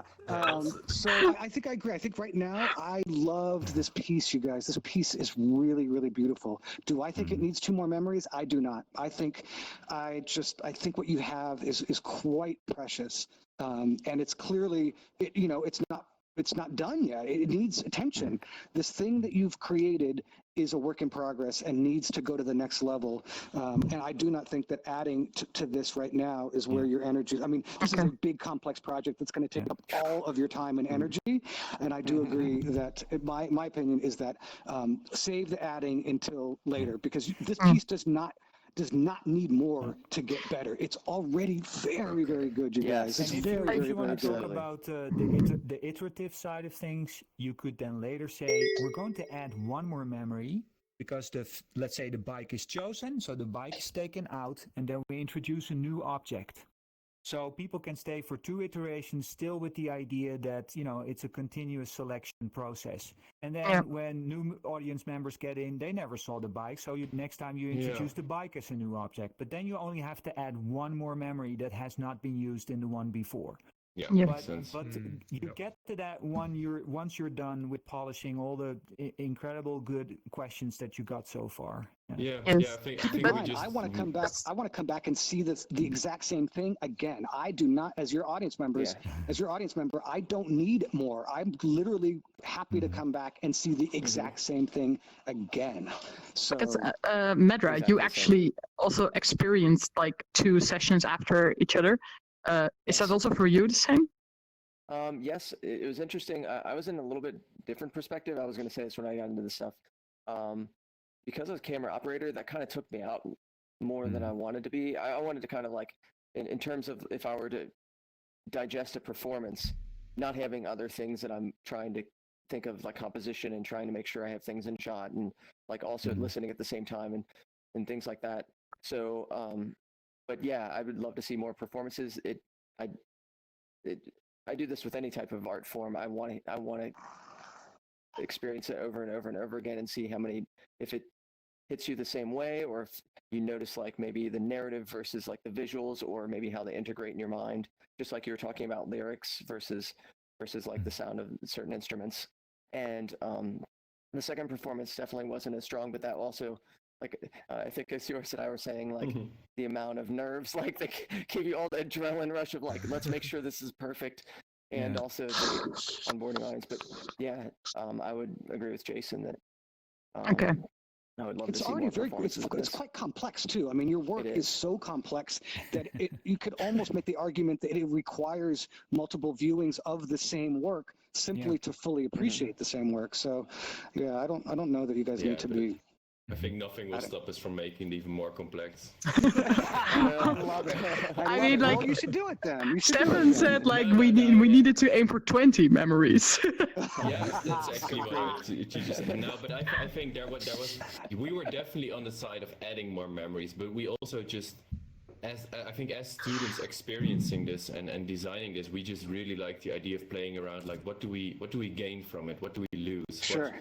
What does this project actually need? And I think just we like the discussion of putting that together. And also, I mean, the memories themselves, I completely understand where you're coming from and the urge to do more, because those 3 memories were beautiful. Like, I can remember each one of them. And if I were you, I would be intoxicated with that, and I would want to do more because how powerful they were. So I completely get it. I mean, I totally get that impulse. Yeah. Fuck it, just do some more, see what happens, right? It's a test. I mean, it's all a test. It's all an experiment, you know? Do 1 performance where you have 3 and then try out the other idea. I mean, you could be working on this thing for, a year or 2 probably easily if you wanted to, if you're into it. Obviously, but we're talking about January 21st now, so. Yeah. Well, I won't die in January 22nd. Let's hope not. Okay, I want to share with you guys just a couple more of my notes before I have to go. What time is it? Oh, yeah, I should get going here pretty soon. I'm on tech stuff. The world building in Niels was incredible. I loved that initial journey down into your theater space. I don't know if you guys thought that was an important part of the experience, but for me it was really special. Like I remember so clearly Joris gave us our context, and then he said, follow me, you need to follow me, and we got into the world and we were all here, and then he started going down and I was like, oh shoot, he wants us to follow him. Like, moving vertically in VR to me is quite amazing. Like I just love, this is a type of locomotion that we don't get to do in our own lives. Going, when do you go down? You swim down to the bottom of the swimming pool, or you maybe walk down some stairs or you take an elevator from a tall building down, but like moving ourselves in these vertical ways are just very unusual. So the idea that you decided, very obviously, specifically, you could have said, follow me over there and we can walk in this horizontal direction from here to like the edge of your play space. That would have been a valid way to go, right? But you guys decided to make it vertical and take us down, and to me that was beautiful. And like I just want to reinforce that impulse. And it was a very conscious choice also. Yeah, it was great. Night redesign moment. It was great though. I absolutely loved it. Let's see. I loved how you magically changed the scenes from the house to the beach and the attic and back. It was marvelous, magical, and cool. I was mesmerized each time that transition happened. Felt polished and seamless and brilliant. Could you feel that was done live? I guess I assumed it was live. I assumed it was live because, of course, it would have to be live. Everything is based on the actions of your two live IRL members. So but I mean, I kind of, because we were discussing this afternoon, like, do we make a button that just says, okay, transitions now in 3 seconds, or do we keep it on sliders? And I only noticed it was live because of the mess up in the second time around. The first time it was so smooth, you couldn't even tell, like the way he was bringing it in and out. It felt like it was just something part of like a natural process within ES. But you wanted to be automated, like. Oh yeah. Because we could automate it, that you press a button and then it fades out and then goes dark and then the next roll toggles and then fades in again. But now we did all of that live with sliders, with somebody sitting behind a mini pad controlling all those sliders. But we could automate that. Because we wanted them to interact with the person interacting, with the chair, because it might be a very slow interaction or a very fast one. I want to be able to play around with that player. I don't even understand that you consider automating this. I really don't understand why. Well, we kind of threw it entirely off the table, but the tech team had it on their green high priority to-do list. Automate this. And we were discussing this idea. Let's immediately throw that off the table. But I mean, the reason why you do it manually is because you can stay sensitive to the situation. So if somebody sits on a chair and the fading begins, but the person gets up, you can fade it back out. So you can respond to what the person is doing. And if you just make a button and you click it too early, you're like, oh shit, here we go. And because the system takes over. That's ridiculous. It's live. No, I think we as a team definitely agree, and that's why we still want to go that direction. But that's why the question is there. Did you guys feel that, or is it more of a thing like for the live audience? For the live audience and the creators, and to make the creators happy. I mean, are we talking about, for me, maybe I'm coming at this conversation at a 90-degree angle. I assumed when we're talking about the transitions being live, that the moment of the transition beginning is naturally always going to be contingent on a live element that you have no control over. So the start point of that will always have to be live. I feel like maybe you guys are talking about something a little bit more granular in terms of the timing of the transition, be it 5 seconds or 30 seconds. To me, this is not something that I noticed. To me, I respect all of the conversations around it, but it's not something that I was aware of or feel like it's not particularly germane. My impulse is just keep it alive, though. Like, just I think my impulse is keep it live. Yeah. It's funny that you call it when it went wrong, Medra, the second time, because I didn't feel it was actually going wrong the second time. I thought it was actually quite nice that women were a bit fuzzy in their choices, and for that reason, you had to really respond. And I felt that then suddenly it became very exciting, because also as audience, it was like, are we going there or not? Please stay on that bloody chair. I want to see the memory. So to me, that actually created a very interesting tension, which you never get if it would be automated and just a button. Yeah. Yeah, that's very well said. Yeah. It's like an awareness. Now I'm jealous that I didn't see that. So basically, assuming that I am completely technically dumb, which I am on some level, I would like a very explain it like I'm 5. If you go on Reddit, if you know what I'm talking about, if you can explain it like I'm 5, what's going on, man? the world. I mean, so I'm in I think Emil's Pepijn could world. very well Is it the sky? Are you explain just that. basically like changing the skybox around me? Is that what's There's happening? a button that goes beep. Yeah, thank you. That's all I wanted. It's just yes. Yeah, all right. It's a skybox, right? Like. Okay, give him the mushroom. Yeah, Pepijn. Yeah, it's basically that. It's skybox lights. We just switched them around. We used a lot of user collider boxes. That's just basically when a user comes in it, the system knows that's that user, and then they turn them off. And yeah, there's a lot complicated. of there's a lot of stupid systems. Basically works on the surface is you have like one world prepped, two worlds prepped, three worlds prepped, and they're all in the same location in the world, but they're all set on non-active. Yeah. And then yes. you have like a slider for the lights and toggles for the worlds, and you slide the light slowly out, then you toggle the different worlds, and then you fade the light back in. Yeah. You could be a moderator on Explain It Like I'm 5 on the Reddit.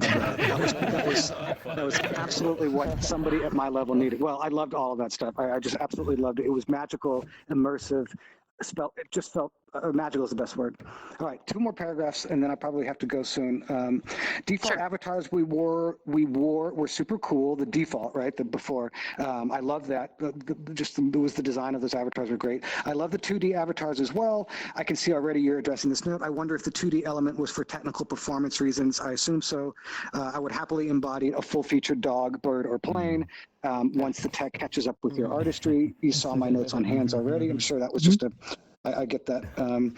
The design of the spaces was really pretty immersive and cool. I love the bubble around the main space. I want to learn more about the technical function. I felt that it was important, but I wasn't exactly sure what was going on with that bubble. I'm super impressed that you didn't have a full-blown crash. You had so many moving parts. This is a testament to raw talent, but also great work ethic. I'm sure it was very, very challenging to make it all just work. Wow. Okay, these are my notes off the top of my head. Overall, it was 10/10. I loved every minute. I can't wait to do it again. I'll happily be a camera op. Yeah, those are my notes. Yeah, thank you. Thank you. My pleasure. Yeah. Thank you. Thank you for letting me come see this and talk to you guys about it. I think we're also so mind blown away that the feedback that we got is all so incredibly positive. Like we hoped it would be, but we never thought it would be this positive. Yeah. It's got to feel good, right? You guys worked so hard, and it turned out so good. I truly believe, Joris, that that you should encourage these guys to further iterate on this work and take it as a piece of serious theater, and look at it as a class project that just went and exceeded expectations. Or for all I know, yours probably had very high expectations for you already. But I think this is a piece that can sketch. I mean, to me, there's so much more. I mean, we just began. Right. But I think we got at least to the point where we have experiential proof that this is a unique way of experiencing things, and it combines all sorts of traditions. And everything you address so far are exactly the design issues that we need to deal with, which is great. Yeah. But we have a bit of a challenge, which is they need to present this at the 4th week of January. And I also gave them another assignment, because I didn't give them an assignment to only make some sort of performance. I also want them to make an exhibition about their process. So we are now in a situation where we need to really find the fine line, whether we're going to polish further this presentation, or how much time we spend on actually making the knowledge and all these questions that come up, which is to me actually the gold of the project. However, I liked the piece. The piece to me was also a vehicle of really, in a way, evoking all these questions that matter. And I think they've done so many interesting choices and so many experiments that you haven't seen, which is really a waste, because it led all the way up to what they have made now. So it in a way, I feel an exhibition experience would is much richer in that sense. Maybe not in an artistic sense, but from a disciplinary and innovation sense, so much more richer than just having only the performance as a mesmerizing poetic experience. Yeah. But we're going to talk about this next week, Wednesday, anyway. But yeah, it really goes both ways. We've already started designing the exposition hall. I know. Yeah, But, I know.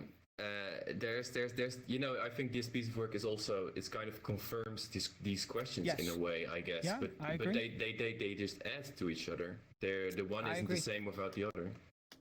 But Jason, I agree, and I mean, of course, I'm thinking about this, but we first need to know where we are. We need to know how everybody's going to do their graduation with their personal projects, and I don't know, maybe we pick it up in half a year and do a full production for a festival. I mean, all those things are open, but we need to first exciting. make sure that the exhibition is there in January. Definitely. Well, best of luck. You guys have your work cut out for you. It seems I truly think that, like, if you really make your to-do list for the project itself, to me at least, there doesn't seem to be that much to fret about, really. You work on the audio a little bit, think about your onboarding a little bit, but like the piece is working really well. Yeah, So I I guess I would side with Yeah, Joris that says, don't put, if you have to allocate your time, don't ignore this other piece of the puzzle, because the performance piece actually is quite strong. Like, it can be improved upon, but it's not like it's broken that needs to be fixed. It's just good, and you're trying to get it to that next level. So I wouldn't get really fussy about the work itself and get like all frantic about, we got to do it. Fix the audio, think about the contextual part of the onboarding, look at these notes, look at everybody's notes. But yeah, I mean, I can't wait to see this other portion of it, this exhibition stuff. So Yeah. hey guys, if there are any other questions, we can continue. I'm happy to continue this dialogue in Discord or in another in person at some point. Feel free to reach out. And literally, I'm gonna now this has now made me think about my own stuff a little bit more, and now I'm gonna take off my HMD and go journal a little bit on my own work. So thank you guys for helping me think about my own stuff too. Thank you. Yeah, my pleasure. Thank you. Yep. Well, congratulations Thanks for your time, again. Jason. It was Yep. really, Have everybody have valuable. a Thank you. lovely weekend. Medra, I'll see you Thank on you. Saturday, right? We're going to see you on Saturday. Talk Avatar stuff. Okay. All right. Bye, guys. Congratulations. Bye-bye. Bye. Bye. As Jason and I were talking about, the work itself, like I hope that you all can pursue it for production after all of this is said and done. This is better than some of the works I've seen that they're considered like more high order, as far as like the Tempest or Scarecrow. I think that this has a lot more like breadth to it in some ways. But I don't know how much time you have left. I don't have as many notes as Jason. That's certainly the case, and I write more in an abstract way. But I want to also make sure from the perspective that I have a lot less experience than him. So from that point, let's see. I'm going to just kind of read off some of the rough notes. Yeah, sure. The delay, something to think about is like the delay of the work. So because of delayed reaction, that might be something consider, I guess, since there's limited time, how you can integrate the delay as being part of like the narrative itself or part of the experience that you notice. Yeah. Delay in the live stream, the webcam. Yeah. Oh, that's a good one. Because I mean, with memories, everything being kind of non-linear anyway, that could really work out. Let's see. Yeah, it's a good A lot point. of them with like job interview stuff. And by the way, feel free to interrupt anytime.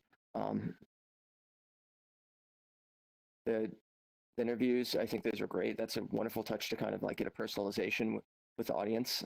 I really like that aspect. This is just something not on here, but from when I saw Beth in the session with Beth to what happened that I saw, Jason and I talked about this like separately. My jaw dropped and like I gasped, like I was like, oh, wow, like I was just taken aback, like visually, like just how impactful it was. I mean, it went from like, I wonder what this is going to be to, oh wow, this is what it is.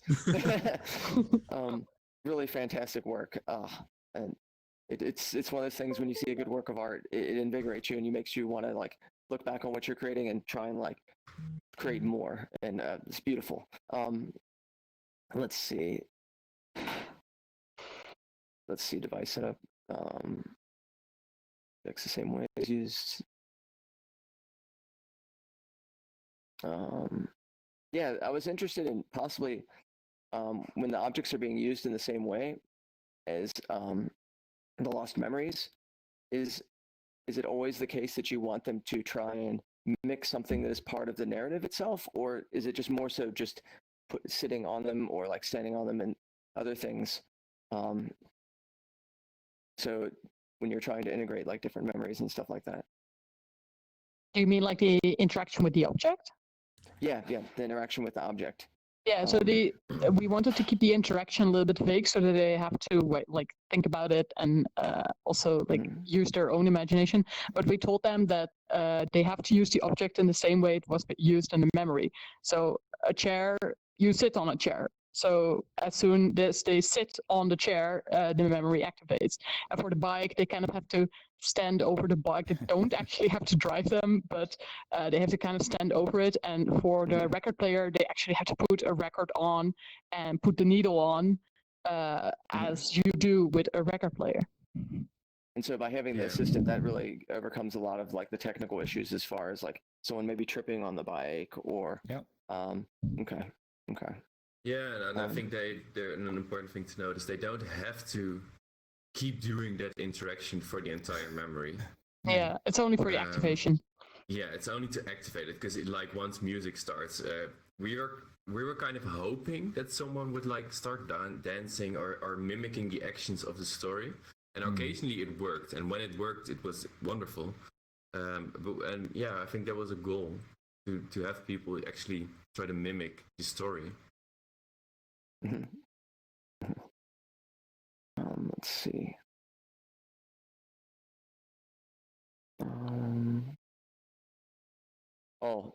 This is just more technical, but I'm not sure if it's intentional. When colliding into the memory space, this is when I was filming too, I couldn't move in every direction. I became stuck in a way that I could only move forward and backward.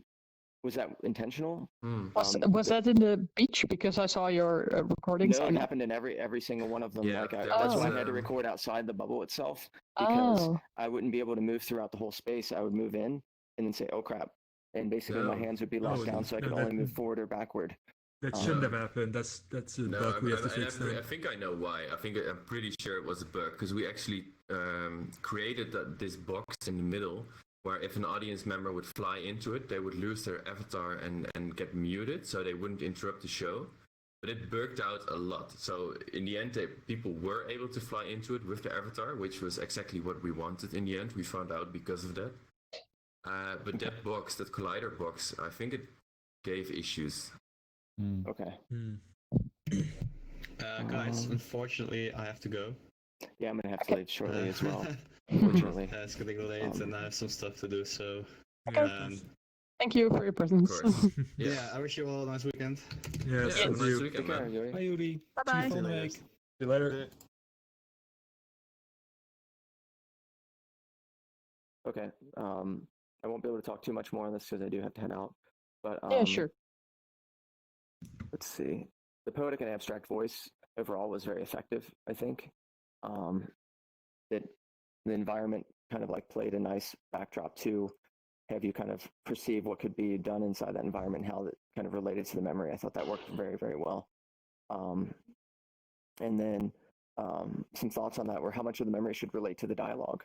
Should there be more to the static environments, or as a static environment, is that enough of a backdrop to allow for it? And that's just questions. I think like not. Let's see. And then this is something Joris and I talked about the second run through, is that and Zil, and that having only 2 or 3 people in the audience felt vastly different than having a larger group, and it felt much more isolated. And the group feel definitely had like a stronger like sympathetic response. I don't know how the best way to put it, but you felt like you're all doing something together, whereas at least when they're smaller, at least for me personally, it felt a lot more mindful, like I'm almost by myself even. So that's kind of interesting to note. Okay. Yeah, and I think you say it still quite in a very modest way. I think it was really day and night. I mean, the first absolutely. The first session, I felt so connected and so engaged, and it was so this thing of creating this together. The second time I felt I ended up in some sort of memory of the performance. That's true. It was like I wasn't really there. It was not in any way connecting, and it's not because I knew what would happen, but it was really we were in this empty, desolate space. Joris wasn't there. There were no avatars to embody. So it felt really like this lost. Like a room after the party, it's like that's very true. The funny thing is, I think we felt that as well in the physical space. It felt very different, vastly different, and there was something happening there, and we do also because of things went wrong technically, and that kind of takes you out already as a performer. But sure, and that has everything to do. I literally said to Medra, it has to do literally and in a way symbolically with the battery. So you're like full on engaged when you do it for the first time, and then the second time is always like you sort of settle in a bit, but with that you also lose in a way the hyper focus, and at the same time also literally all the devices starting to run out of their battery power, and I think that was really something you could feel. But there is something, and this sounds maybe a bit esoteric, but the fact that there were not 10 people witnessing that from Neos basically pulled the life out of the Neos part completely. And if you say we felt that also in the physical space, that's very interesting. That's very interesting because it apparently is connected in a way. Yeah, because I was talking to Avia after, and she said also because she didn't realize until I think the second memory that there were other people. Yeah. And that the world was alive. It felt very static to her. Yeah. Well, I did my best to sort of float around in front of the window and at least bring some life to it, but I feel that's for the first time that she saw someone. Yeah, but I did that actually more not for myself, but just to have some sense of entertainment for her. Yeah, because I felt really her dream was falling to pieces also because there was no life in it. So we're not just bystanders. I mean, the purpose of having those people fill those dream worlds is not just a nice extra detail. It's really, again, at the core of your idea. Yeah, it's super important. Yeah. And I'll have to leave on this. This is more so the narrative. I like how every scene dealt with relationships. It was really interesting to me, and I think that helped add to a connection. And however, each one was an internal monologue, and I like that you had this voiceover, yet it was like a relationship with the dog and the owner, and the relationship with like friends or lovers, and then possibly the same within the hallucinogenic room. And so I found that to be very interesting. That was like a common theme throughout, which I didn't think about until a lot later. Yeah. Can we have your notes, Medra, by the way? They're so bad. Yeah, you can. They're almost unreadable. No, even the worst notes are useful in some way. They're just like rough sentences. I rough out things and then I polish them into something that makes sense. Oh no. Yeah, this is really bad indeed. It's really horrible. We're gonna put it on the wall. Terrible. Just save it. No. Put it on the wall, make it larger. It's so horrible. We're gonna put it and we're gonna make it huge. Put it on the wall of terrible notes. We do have to clear this up at some point. Like, get a little bit of structure in it. It's a little bit more understandable, which wouldn't be a big deal. You don't have to. I mean, you already did so much for us. Like with recording everything. They need to start working on these thoughts, not you. Yeah, exactly. And you explaining them is already way more than we can ask for.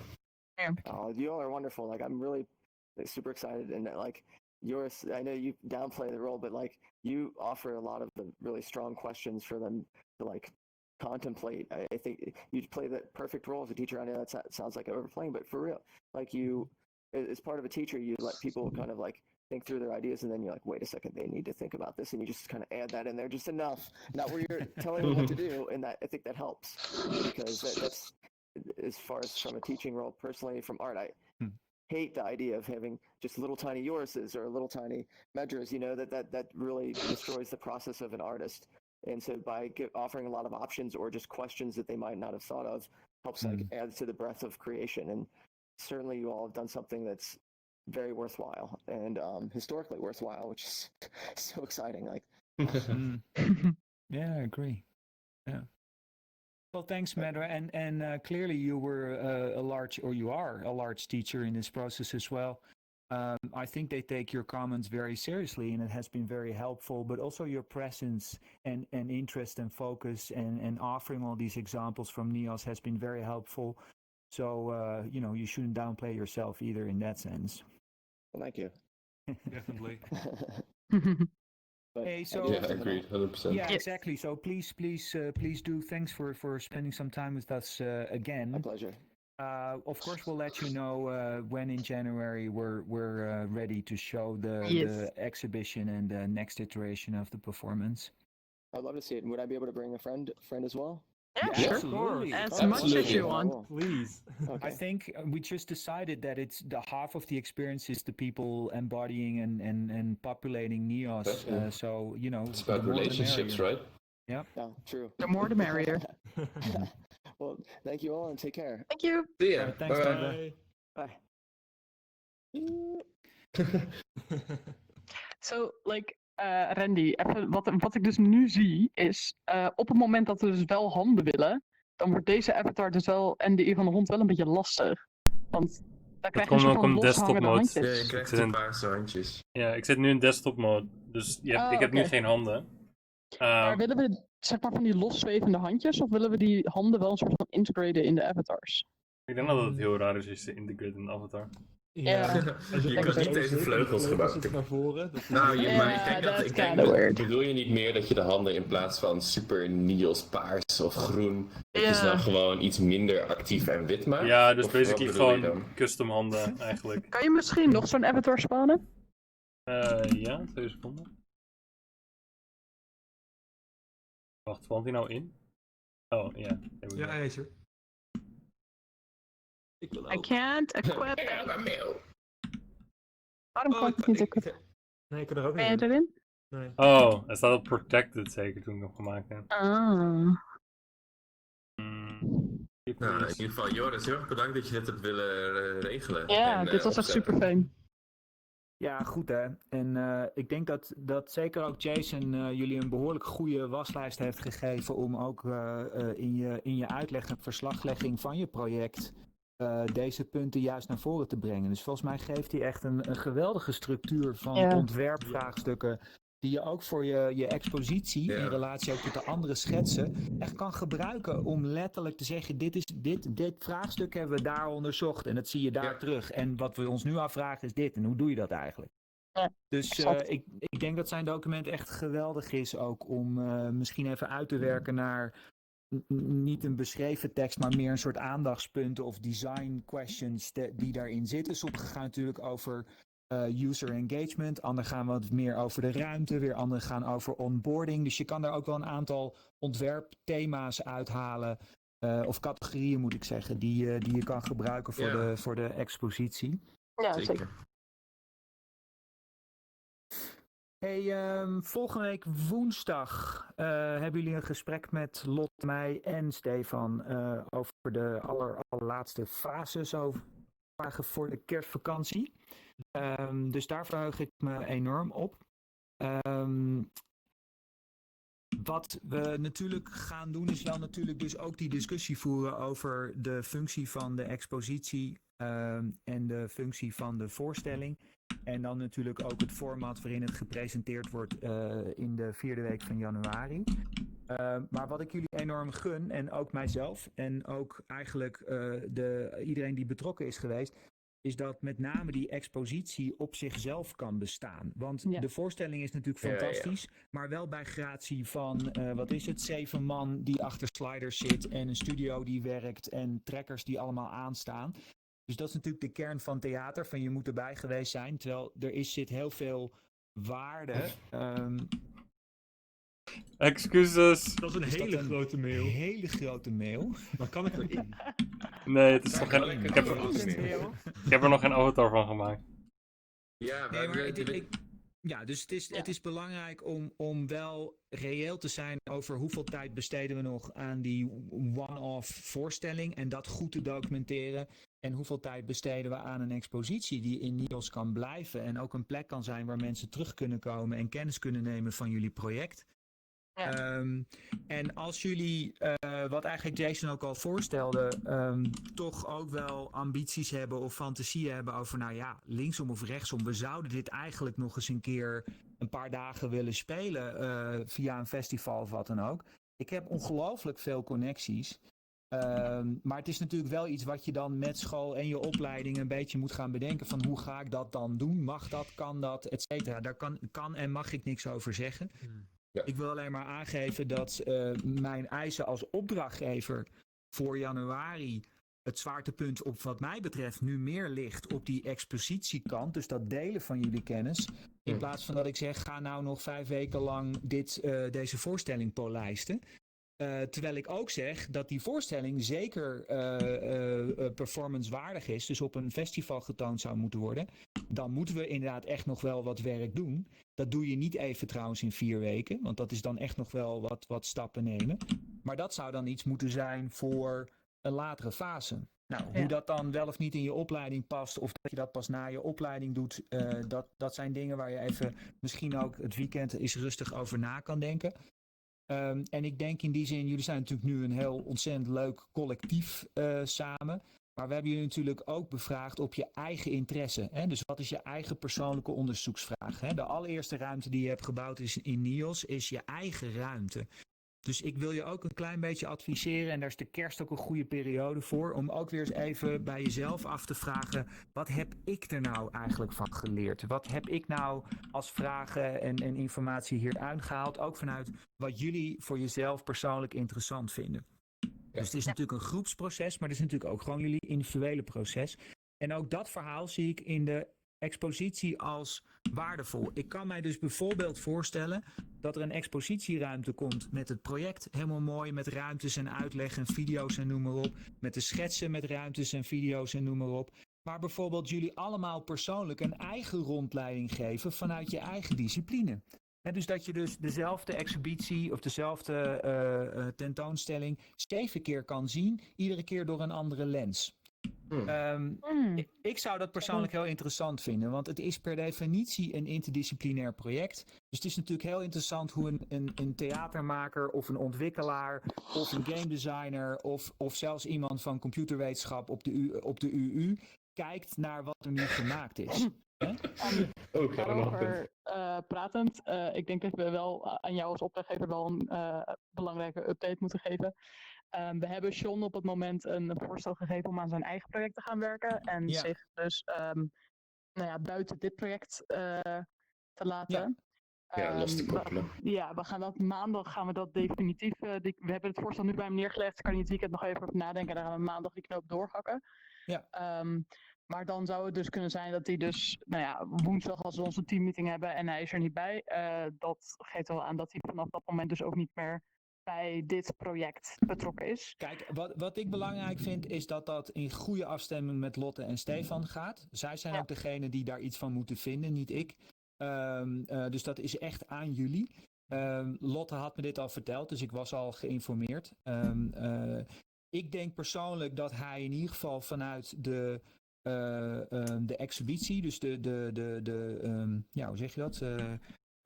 De tentoonstelling of het overdragen van kennis, zou hij nog vanuit wat hij heeft geleerd op de UU een uniek perspectief kunnen geven op dit project. Dus je kan niet zeggen over heeft hij wel gepresteerd in de groep en heeft hij eigenlijk wel geleverd. Nou, daar mogen jullie van alles over vinden en ook met elkaar uitkomen.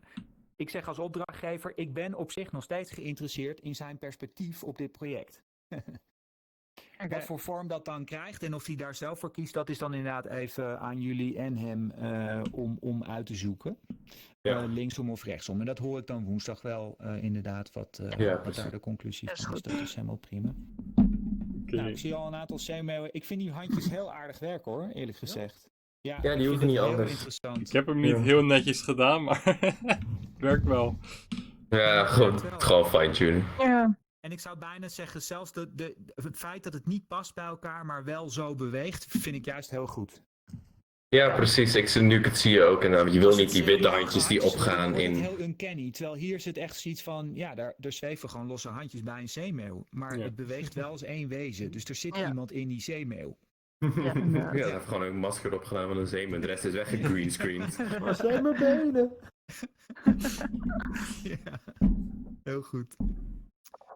Goed, hey, ik ga aan avondeten denken en moet inderdaad ook nog wat werk doen. Same.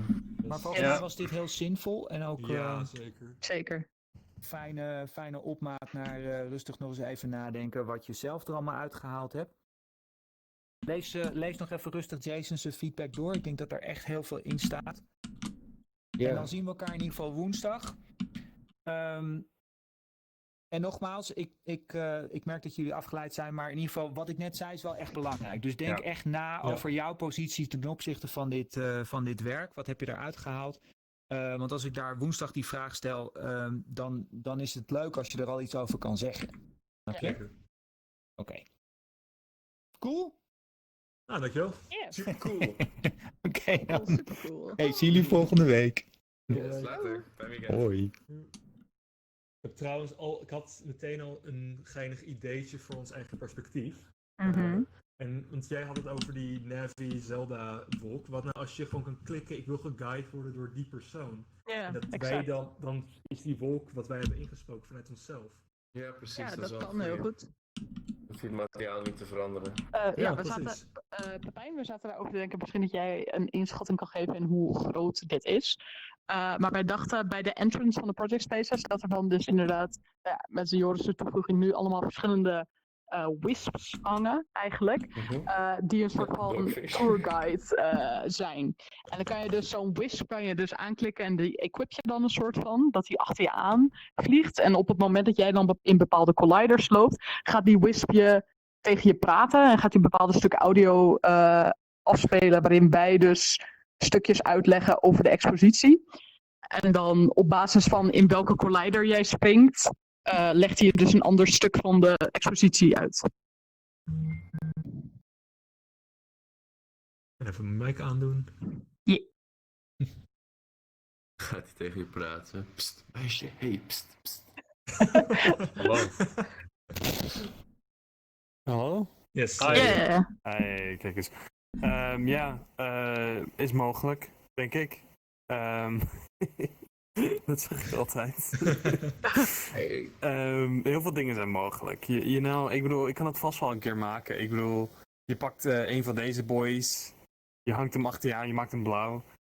En zodra je een collider binnenkomt, dan stuurt hij inderdaad een tag af en dan gaat dit ding opeens tegen je praten met een audio source. Niet zo moeilijk. Als hij 10 audiobestanden heeft, dan zeg je inderdaad bij de ene collider, ik speel audio tag 1 af. Precies. Het is in principe niet zo moeilijk, maar zoals jij inderdaad al vroeg hoeveel tijd het kost, het is wel een vol proces. Dus dan moet je al die audio sources op elk punt. Je moet alles goed combineren en dat combineren duurt gewoon heel veel tijd. Zoals Randy, ik en Sean gisteren hadden met dit opzetten van de torture chamber. Het was best wel makkelijk om het op te zetten, maar dat duurde gewoon even. Ja, inderdaad.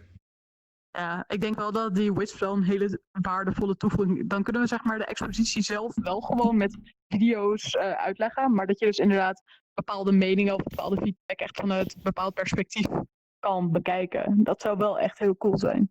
Zeker.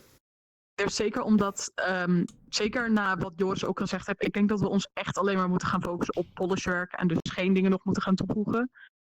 Echt dingen afmaken en fixen. Even een blik vanuit iemand die het heeft gezien en niet gemaakt.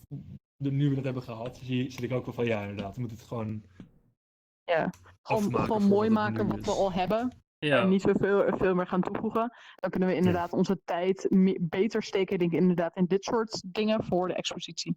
Ja, ik ben het er volledig niet mee eens, maar ik leg me erbij neer. Oké. Nee, grapje, ik ben het wel eens. Je wou gewoon weer nee zeggen, hè? Ja. Got it to the habit. Nee, maar... Het past gewoon niet bij me om te gaan polishen. Dat is gewoon heel simpel, maar het is supergoed om dit proces te Het klopt wat ze zeggen. Het is ook wel een beetje de discussie die we eerder hadden over, moeten we nou eigenlijk wel extra werelden toevoegen? Toen we vanochtend die meeting hadden. En ik denk het idee wat Youri en ik hadden, dat komt een beetje overeen met wat Jason ook zei. Alleen hij legde het gewoon iets beter uit dan Youri en ik.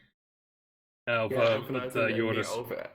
Ze leggen het ook uit vanuit het designperspectief wat wij dan nu hebben. Ja, en ik denk dat ook niet anders hoeft. Ja, en ik denk dat bij ons een beetje, waar we het er vanochtend over hadden, dat het een beetje ontbrak. Maar daarom is het wel fijn dat we het nu dan besproken hebben. Ja. Dus onze lijstjes nog een beetje reworken. Hoe bedoel je? Nou, nee, met beide... Nou, met Medra heeft nog wel een paar technische vragen gevraagd, maar toen stonden mijn controllers uit, dus toen kon ik helemaal niks zeggen. Ja, maar ik denk dat dat ook gewoon heel veel zegt over hoe netjes je dat hebt gewerkt. En hoe dat dus zo complex is, maar zo seamless met elkaar past. Dat er niks op aan te merken is, betekent eigenlijk al dat het bijna perfect is. Ja, maar dat is wel nou heel stom, want dan kan je niet zeggen omdat je kan gewoon niks over zeggen, niet goed of niet slecht. Want... Nee. That's fine, joh. Ik bedoel, ik ga gewoon lekker door en ik laat het gewoon in de achtergrond werken. Maar dat is mijn doel. Op de achtergrond alles laten werken. Maar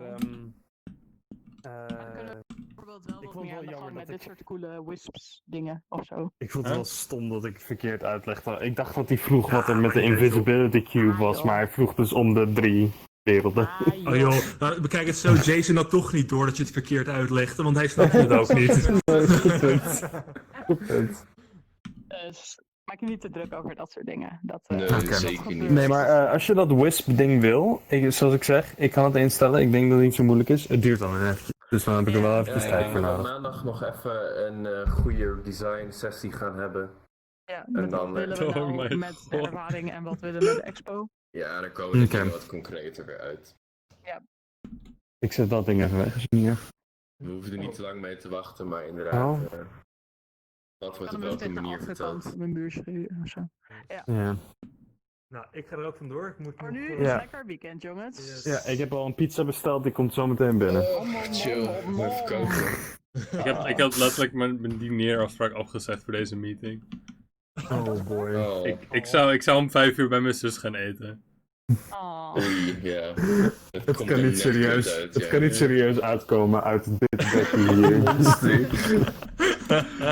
Die mond gaat zo ver open. Kijk dan naar jezelf. Kijk dan naar jezelf. Laat het.